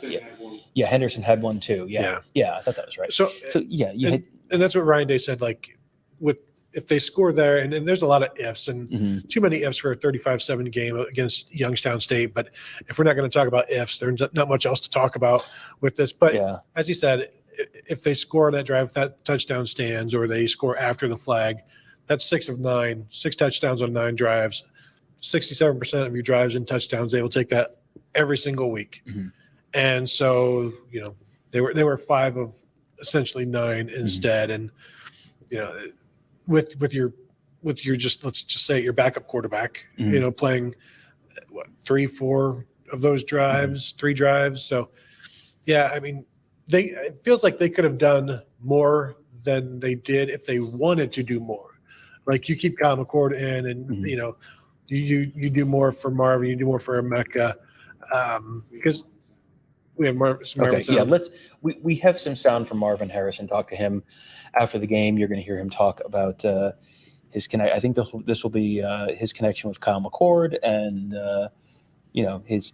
There's a very funny question in here about from our buddy Andy Anders asking Marvin. It's the one where he asked Marvin, hey, you had a great game, but you had that drop, and I love Marvin's answer to that. So, all right, let's hear from Marvin Harrison Jr. Quarterback being named from your vantage point, how much does it matter? As a receiver, it shouldn't matter much for me. My job is to go out there, get open, and catch the ball for whoever's back there throwing the passes. That's Coach Day's decision, and whatever decision he makes, I'm fully supportive of that decision. It's just my job to help the coaches and the rest of the team, and especially the quarterback, do their job. On your first touchdown, the one on the sidelines, you had like 5 yards on the guy by the time you caught it. What kind of move did you make to get open to him? I think it was more so supposed to be a cloud in the boundary, and the safety never really got over the top, so kind of just ran free down the sideline, and thankfully that Kyle found me. Usually I'm not ready to read on that kind of play. When busted coverage and you're the one going deep, so it kind of worked out like that. But just run fast in the end zone is what my mindset was. So you were expecting the safety to be there? Yeah. Maybe you were already asked this, but is there just kind of a sense, like after the way you played today and kind of the limitations you were held to last weekend against Indiana, does it just kind of feel like a little bit sense of relief, if you will? No, I wouldn't say as much of a relief. There's definitely things you continue to get better at. You just continue to get better each and every week, and you never know what next week holds.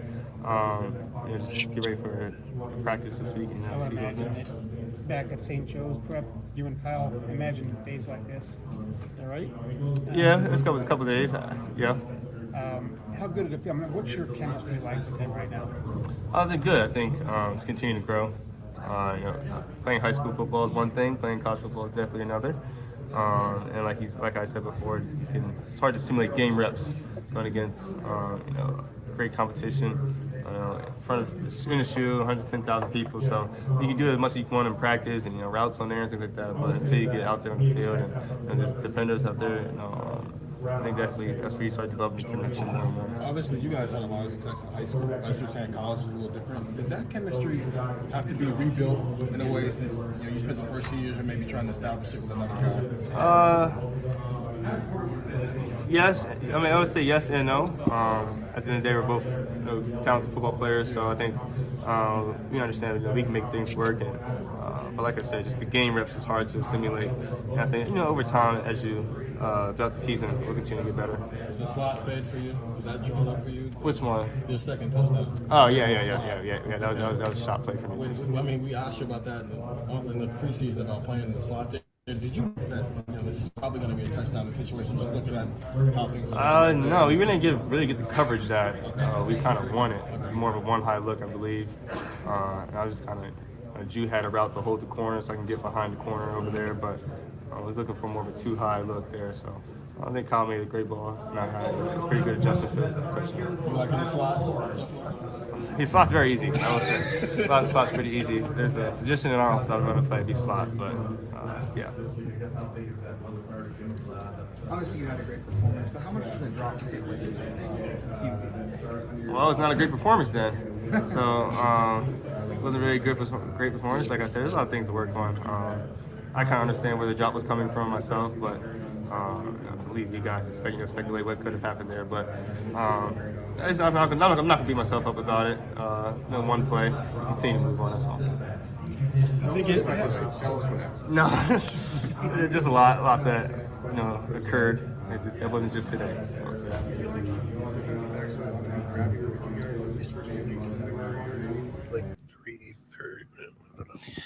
So Marvin then 7 catches, 160 yards, 2 touchdowns, 13 targets. So they were going at him early and often.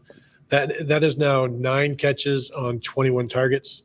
So not great at this point, but obviously 7 of 13 better than the 2 of 8 they were last week. So things are trending in the right direction, and you just want to see, like, I would expect them to take off more in terms of an upward trajectory once they're playing all 4 quarters and feeling comfortable, and Kyle McCord isn't looking over his shoulder. Not that he does, but just like when Devin Brown went in today, he said, I didn't know I was going in. Like, well, how do you stay ready? He's like, you just stay ready. It's easy.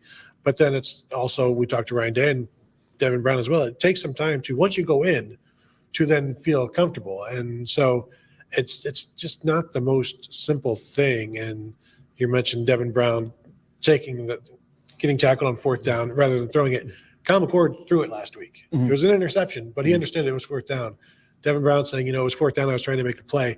I think maybe that is indicative of how those two both see making the play. Like Devin will try to run it and Kyle will try to throw it, but both times neither one of those worked out. But in terms of just the passing game and Marvin, 160 yards, you'll take that. It was good to see Emeka Egbuka get involved as well, because while you're force feeding the ball to Marvin Harrison, Emeka and Julian Fleming can go starve, basically. Especially Julian Fleming now he plays and then he comes off for the second tight end, so he doesn't get nearly as many snaps as the other guys. But Emeka is out there constantly and many times not. The ball goes nowhere near him. So he finished with 5 for 94, including a touchdown, 9 targets. So that was good to see for him as well. Yeah, and you saw more Carnell Tate again. Yeah. It feels like Carnell Tate is probably the 4th wide receiver. I mean, you saw Xavier Johnson, but it feels like Carnell Tate is that first guy off the bench, which it's so funny that, how many weeks ago, 2 weeks ago, we were wondering, yes, Carnell Tate's in the top 6, but is he number 5 or is he number 6? And now he's number 4, and it feels like, he's just number 4. And, they're not playing 3 wide receivers. If it's me, I know they like the 12 personnel for the running, and, maybe the offensive line really does need that extra help. But man, oh man, I would have a lot of trouble taking wide receivers this talented off the field for guys who, no disrespect to Joe Royer or G. Scott. Those are guys who are, they're good football players, and G. Scott had a big 3rd down pickup on Saturday, but they're not Carnell Tate or Julian Fleming. And, I don't know that I think the best version of this Ohio State team is in 12 personnel. The best version is Ohio State offense. Yeah, I'd be interested to see the numbers, because they don't run it well either way. So if you don't run it well either way, then what's the point of having the 12 personnel? Is lessened because, you average 4.6 yards per carry in this game. And I'm sure, I doubt there's much of a difference. Although wherever that 30-yarder came from is going to skew, whether that was 12 or whether it was 11. I don't even remember at this point. But I don't think they've run so well out of 12 that it is necessarily always worth going to that as much as they do. And like you said, especially when you're taking certain guys off the field. And it might be at this point better to spread people out and try to run it. Then that might be helping your offensive line by getting some of the defense out of there, as opposed to bringing more defense to the party with extra blockers and the Bison package, the 2 tight ends. At one point, they brought in 2 extra tight ends and Xavier Johnson, so they had him in the backfield and 3 tight ends, and I think they ran outside with him with Xavier Johnson, but. You can run outside with 3 wide receivers instead of 3 tight ends and try to find some ways to make this work, because right now 123 yards rushing that's around what they had last. They had more last week, but they're not establishing the run, and we didn't expect them to try necessarily to establish the run, as we kept saying. Like, imagine this like a spring game, and now imagine what they call during a spring game. Because it's throw in the spring game. Now, granted, in the spring game, they'll throw to the tight ends more. This one, they just kept throwing to the receivers and the running backs, but it was very much throw. So it counts on the record, but it's not necessarily a real game plan. Right. This felt like you've got your stuff you need to work on game, and we talked about that before the game. This is not a surprise. This is not us like retconning something. This is what we sort of were expecting, and. This was, I think, this game was about on offense, figuring out the offensive line and trying to see how improved the offensive line is, and figuring out the quarterback situation. And you figure out the quarterback situation by having those guys hand off doesn't solve the problem.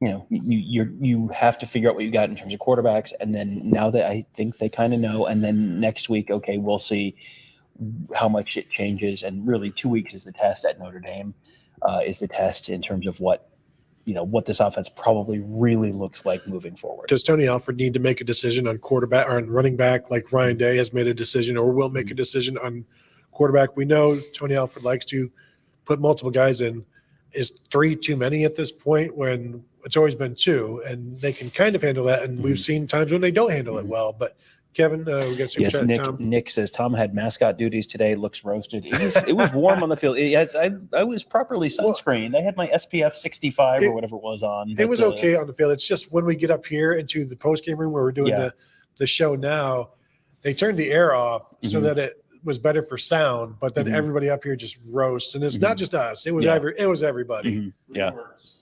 Tom or Knockerball? Knockerball is the best, and I don't know how much people get to see it. Knockerball at the end of the third quarter. I have. I don't know if it's on TV. I think I might even. I tweeted out some video of all of the Knockerball today. So if you want to go to Twitter / Tony Gerdeman. Look at that. I will air on that. Don't worry. I've got. Can we put that on the show? I'm going to send it to our producer down in South Florida and see if he can get that on the air for us. Just texted it to him right now, so we'll see if he's paying attention. If he's just got the little bird hitting the Y key. Knockerball is the absolute king of. It is like the king, queen, jack, ace, 10 and 9 of the best on-field promotions they do at Ohio State. It's the greatest. Let's just wait for the picture, because if you haven't seen it, like, there's nothing we can say that will do it justice. No, but the best is because they're running from sideline to sideline, so you have like 26 yards of head start for each ball on the sideline, and when they just crash in together, you don't know who's going to win. But obviously, everybody's placing bets. I've got 40 on the red, I've got 40 on the black, and then just to see the explosion of plastic bubble. It's always the head over heels, and the feet go up. And then as that person is starting to get back on their feet, somebody else just comes and knocks. That's why they call it, Tom, Knockerball. Yeah, it is. If The you remember, sport of kings. it's a very specific type of king. That's like the sport of King Ralph, if you remember that. There you go. It's literally the greatest thing ever. I don't want to oversell this, but the greatest thing in the history of the world. Speaking of big hits, speaking of transitions, boy, I don't know if you could hear. There was a play in, I think it was the third quarter, where their Youngstown State had a running back kind of on the sideline. It would be kind of towards the bottom of your TV screen. And he had kind of made some guys miss. And then Tommy Eichenberg came and cleaned it up. And I don't know if you could hear it on TV. Holy smokes, was that a loud hit on the field. That was a pop. That was like the Andy. It didn't look as spectacular, I don't think, as the Andy Katzenmoyer Corby Jones hit, because you didn't have them just like snap back and slide. But it was just like he's here and just like poof, he's gone. There was some hitting on the field today. Yeah, it was an opportunity for the defenders to get out there and actually do that, as opposed to necessarily last week where you're just chasing and trying to keep contained. This one, there was actually some forward momentum, and you knock some guys back. Defensively overall, though, like I feel there you go. There's our Knockerball picture. Yes. Look at that air. Look at the guy with and man, our podcast listeners, our listeners, this is why you should be on our YouTube's feed. The guy on the right, first of all, low man wins. That's the first thing. That's my first takeaway here. My second takeaway is the guy is literally horizontal. His feet are pointing directly to the right. And you get these shots where you hit the guy and they'll flip over and they'll be stuck with his legs in the air. And it's just like watching the David Perkins Brutus hit, except just over and over and over again. And they're all apparently fine. It's like being in this enormous bubble wrap or something. And these people are all apparently fine. It is the single greatest spectacle in all of American sport. It's like you hear the stories about people being picked up by tornadoes and being flung like 400 yards, but their body is so limp it doesn't matter, and they land and they're fine. This is just what they need, though, is while this guy's in the air, you need to have more guys, more people coming, and then trying to keep him. How long can we keep him in the air? Like human hacky sack? Perfect. Yes, let's do that. All right, so we've just iterated on.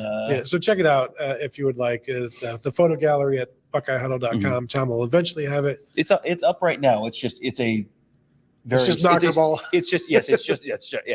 It's a little bit. There's probably about 30 pictures in there, and about 15 of them are pregame stuff. So it's just kind of the big photos that I knew we needed for editorial purposes, and then we'll have the rest of it later. So the running game for Ohio State, Travion Henderson. I wonder if this gets him back in the good graces of the fan base.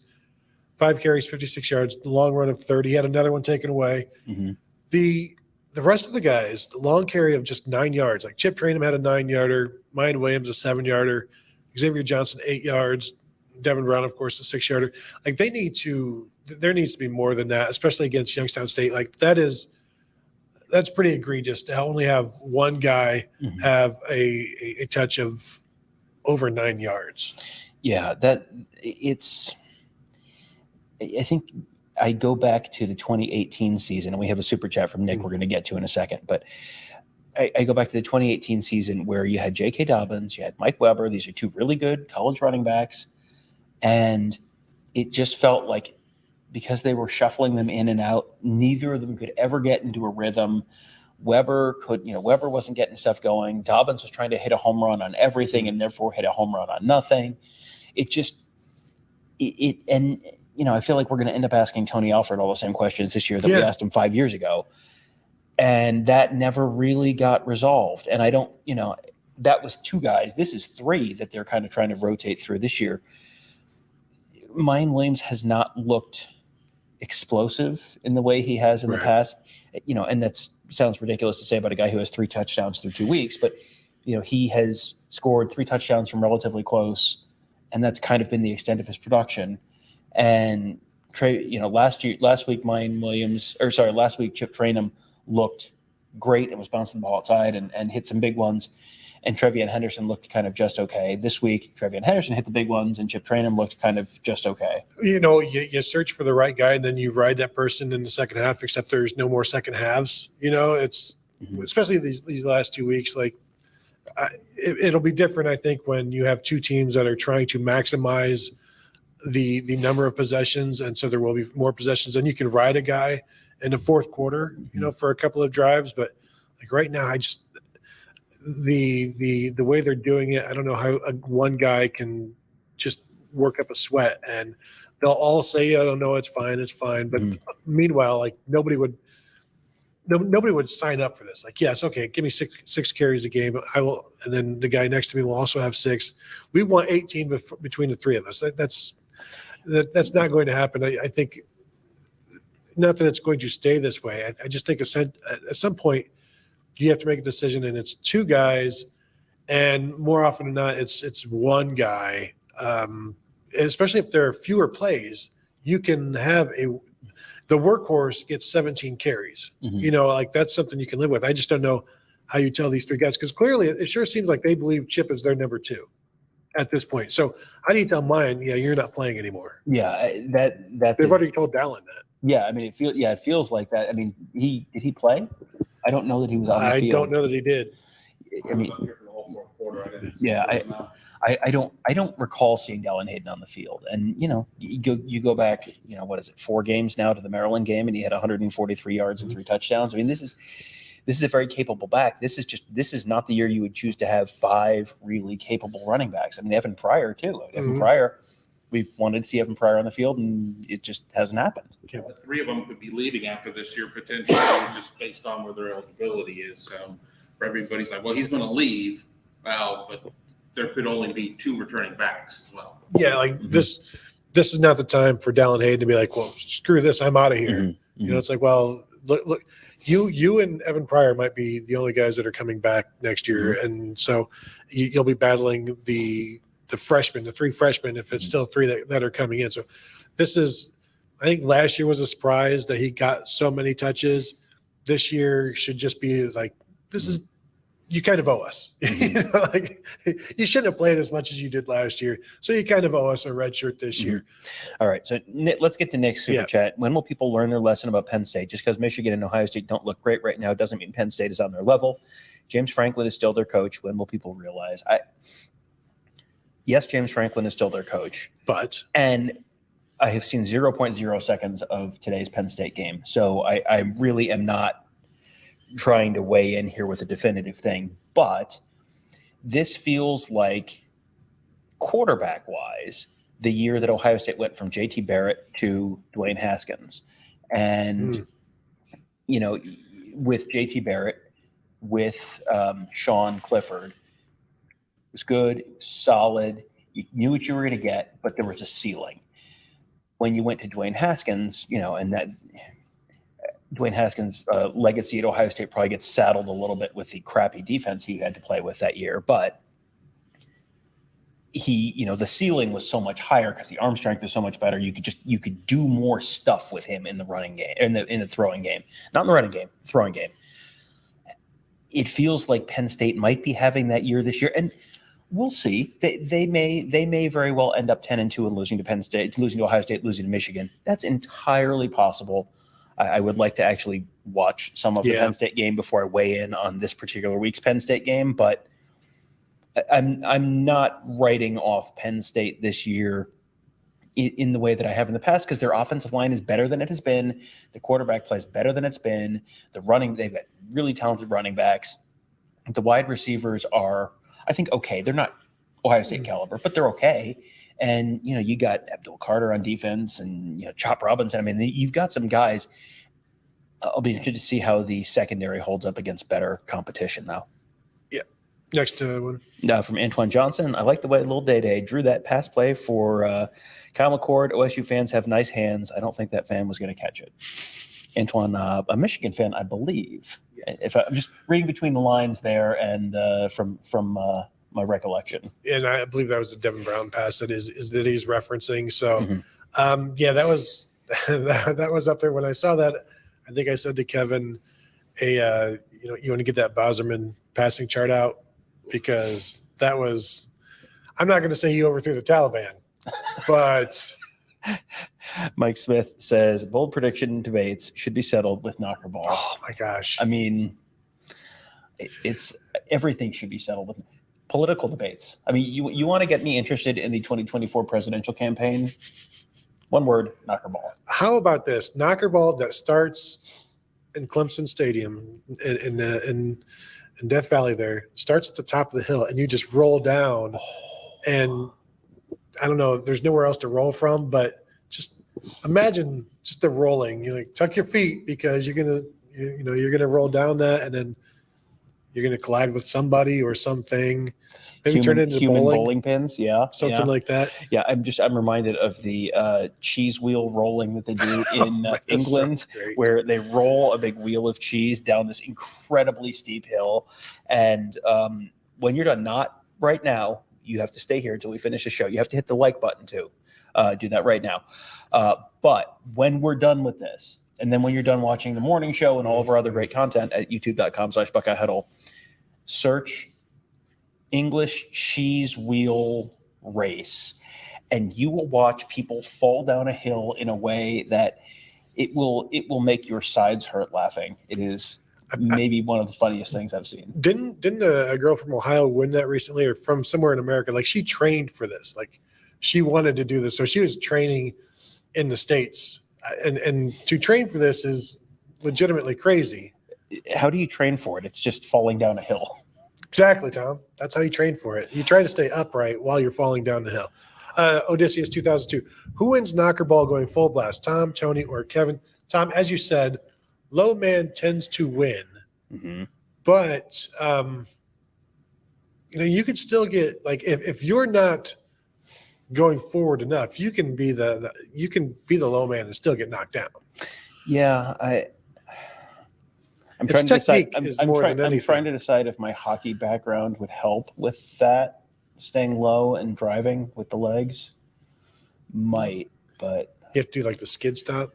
No, not that. That seems like that would really. You're not good at physics either. Okay, we'll talk about that later. Tony and I will team up on you, kind of like Royal Rumble or something like that, and throw you out of the ring, and then we'll deal with each other. You got to get Big Show out, and then you can go. Now I'm looking at the folding chairs around here and getting a little nervous. You should. Let's talk a little about the offensive line, because there have been a bunch of questions about that. And is the offensive line I think right now, of the quarterback, adjuster, deep safety position, and offensive line, I think quarterback is maybe the least of my three concerns. And I don't think that doesn't mean Kyle McCord deserves to go to the Heisman ceremony right this minute. But it feels like, okay, you probably have your guy now. It's the guy who they have kind of thought all along, which makes me think, okay, this is, this is probably not a small sample decision. This is probably sort of how it's looked and how it has sort of been trending for a while. And just Ryan Day's, Kyle McCord looked more comfortable today, it felt like. And with Ryan Day's track record, he looked more comfortable in the second half against Indiana than the first, and he looked more comfortable in the second game than the first game. And yes, it's Youngstown State, and yes, I know. But given all of that, and given Ryan Day's track record with quarterbacks, it just feels like that's going to work out. Yeah, we've seen, because as we said going into this game, the only judgments you can really make is if people aren't playing well. Mm-hmm. And so that's why I think it's okay to talk about the offensive line in terms of they are the biggest concern. And I would agree with you, like what is happening at free safety, that is a concern. But post-game, somebody asked Ryan Day, do you consider the offensive line still a work in progress? He's like, yeah. And then they said, would you like to elaborate? And he's like, no, not right now. So he's clearly not super happy. It was very reminiscent of the last time we were in this room and talked to him about the offensive line, which was after the spring game. And you could see things were not going well for him in that regard. And, here, Josh Simmons obviously still having some issues. I'll have to go back and watch to see how everything else went. But again, 4.6 yards a carry or whatever, like that's definitely not good enough. That's not good enough in Big Ten play, let alone Youngstown State play. An acceptable yard per carry against Youngstown State would be in the high sixes, and you'd rather see it in the sevens or eights just based on who you're playing, because you will have some of those games against the Big Ten. Mm-hmm. So you should have them every time you play the FCS. You should be far and away just 7 yards as an average is not out of the realm of what you should expect. So then the 4.6 or whatever they ended up with today, 4.6, 27 for 123. Like that is a workhorse number for one guy who has no big hits but is moving the chains. And it's like it's good for Big Ten in terms of, we kept the ball, we kept the chains moving, kept the ball away from the opponent. You're not trying to keep the ball away from the opponent here. You're trying to score and have big hits and things like that. And right now, I do think TreVeyon Henderson has given them some home run potential. And he's looking quick. He's looking good at times. The other guys, everybody likes to say they don't go down with first contact like TreVeyon Henderson did, but those guys went down with first contact, and they'll get a pass for it from some people, but they need to be more consistent. And it starts, as we know, Tom, up front, and the push is not where it needs to be. The holes aren't where they need to be. The short yardage stuff that we all see issues with, you can blame the running backs, but if there's nowhere to go, there's nowhere to go, and that starts up front. And so, we'll see who grades out a champion at this point this week. I don't know. I don't know that you can't see enough watching live to say, well, I think, there's no Orlando Pace out there. No. And I mean, and especially in terms of grading, like you could kind of have a ballpark idea on how quarterbacks played or wide receivers played or something like that. But offensive line, with as much as there's, interchangeable pieces, that's like trying to judge the secondary. It's like, well, okay, you saw this guy running after him. Was he the one who was in coverage? I don't know, because I don't, especially from the field, I have no idea what coverage they're in most of the time. So that has to kind of be that's going to be a let's see what we how many guys last week. Josh Fryer was the only offensive lineman who graded as a champion. I'll be very interested to see what that number looks like this week. And then speaking of safeties, we have not talked about Marcus Hooker yet. Marcus Hooker was in on, it felt like, just about every play. Oh, really? I mean, it felt like they just said, okay, you've got Marvin Harrison, basically. Like, he was around Marvin Harrison so much. And did he give up the first touchdown? He was chasing Yeah. them. I think well, it was a bust. Marvin was asked about that in the clip that you just heard, and he said they were in like a cover 3 cloud, and someone didn't get over, and I don't know if it was Hooker who didn't get over, or the corner, he said, I think, didn't get over. Yeah, 6 tackles, 5 solos for Marcus Hooker, leading the Youngstown State team in tackles, but he was just constantly in coverage, and I think that goes a little bit to when we talk about the talent differential between these two teams. Marcus Hooker was not good enough to play at Ohio State, and when he did play, it was generally you had people, he was a don't search your own name on Twitter person for Ohio State when he was playing in 2020 and I think maybe 2021 a little bit. And then he goes there and he's like very clearly the best player on their defense. And so, that is a little bit of a sense for, hey, this is the talent differential we're looking at between these two teams. Yeah, and he's not the first Ohio State former Buckeye to transfer down. Mm-hmm. Dallas Scant is doing great at Toledo. But I just mean to Youngstown State. Oh, yeah.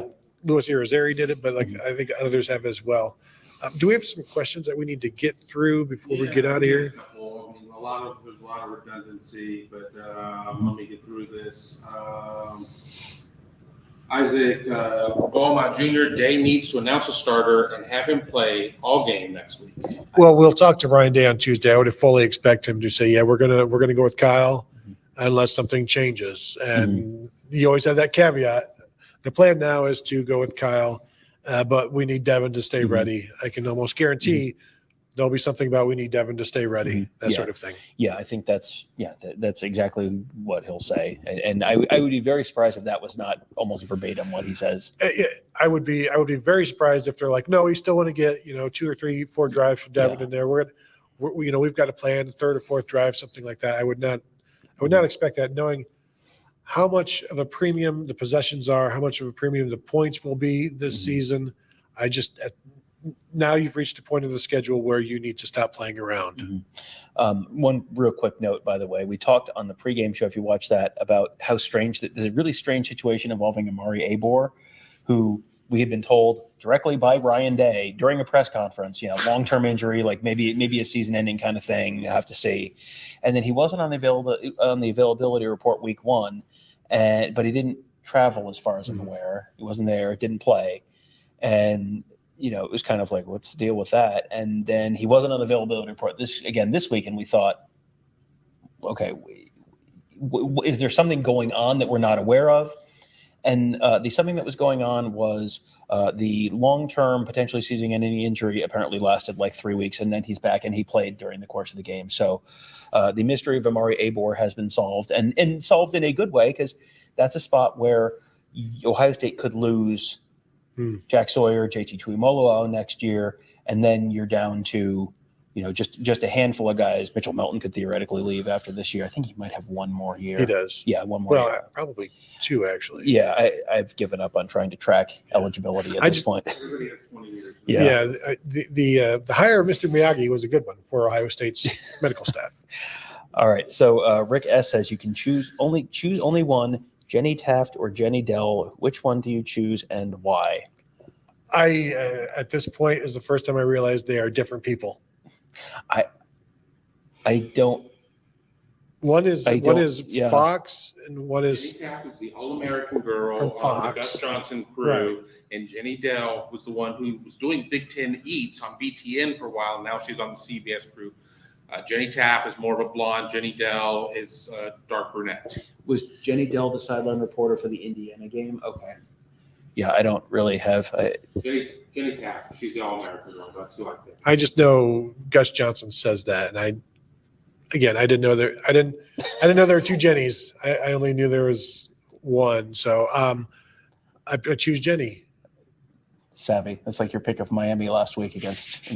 Was I right? Yes, you were right. Yes. Thank you. Yes. Kevin, anything? Yeah, Janiro Dingle, for what it's worth, defending champs gave up 262 yards to UT Martin last week. I think the issue is less about the totals and more about the execution of the defense. Well, I think that the frustrating aspect clearly is the 2 drives where they weren't able to get off the field, and you lose numerous possessions that way when They're just 7.5 minutes is a lot for anybody. Like Army kept the ball for 7.5 minutes. Well, yeah, that's Army. You know, you don't want to see it, but you kind of expect it. You don't expect Youngstown State to keep the ball for half of a quarter. And you can chalk up some of that to the clock rule, but how many first downs did they have on that drive? 2 or 3, like three first downs maybe. And so it's like that only costs you so much time. It's the act of the 7.5 minutes, the number of plays, the not getting off the field, just like, yeah, the first downs, the clock is an issue in my opinion for much of this, but also you can't blame a clock for 7.5 minutes of possession. No, you can't. And, you know, I think this is Ohio State just needs to get ready for the fact that everyone is going to try and do this to them. You know, maybe Notre Dame won't, Wisconsin, Penn State, Michigan, but everyone else where you've got a real talent deficit kind of situation, you're going to be doing this. And the fact that, you know, Ryan Day has talked about not being a big fan of this, like, guess what? Like, if you're trying to annoy your brother and your brother says, I don't like it when you do, you know, can't get mad not touching, can't get mad not touching you. Guess what? Going to be living right there. That's and it's smart football to do it. You shorten the game. You give the superior opponent fewer opportunities. It's the smart thing to do. The fact that it has been somewhat successful, and you've seen it be somewhat successful against other teams too. This is not like an Ohio State specific issue. You're going to see it more. And you know, this is not a new thing this year. It might just be slightly more effective this year. I like the Odysseus question. Okay. Yep. Odysseus says, why do we run stretch to the weak side? Yeah. Why do we run stretch? Why do they run stretch to the weak side? Why do they run stretch at all? And Ryan Day said something about how they need to be very good with their gap runs and pretty good with their zone runs or stretch runs. I think it's something like that. And it's like, should you be great at whatever you choose to do? Like, or is it okay to be? We just need to be pretty good at that. Then, you know, maybe if you only need to be pretty good, maybe don't run it so much, or get better at it. Or if you're only pretty good, should you be doing it at all? And in terms of the plays that are ready to be used in a game, you see what works in practice. And so what works in practice, those are the plays that you put into the game plan. Those are the plays you put into the game. So maybe they work in practice, but unless they're kind of going north and south, I expect there to be struggles and tackles near the line of scrimmage, if not behind it at this point. Well, and one of the reasons that you do something like that, just broadly speaking, is you don't want to always run to the strong side.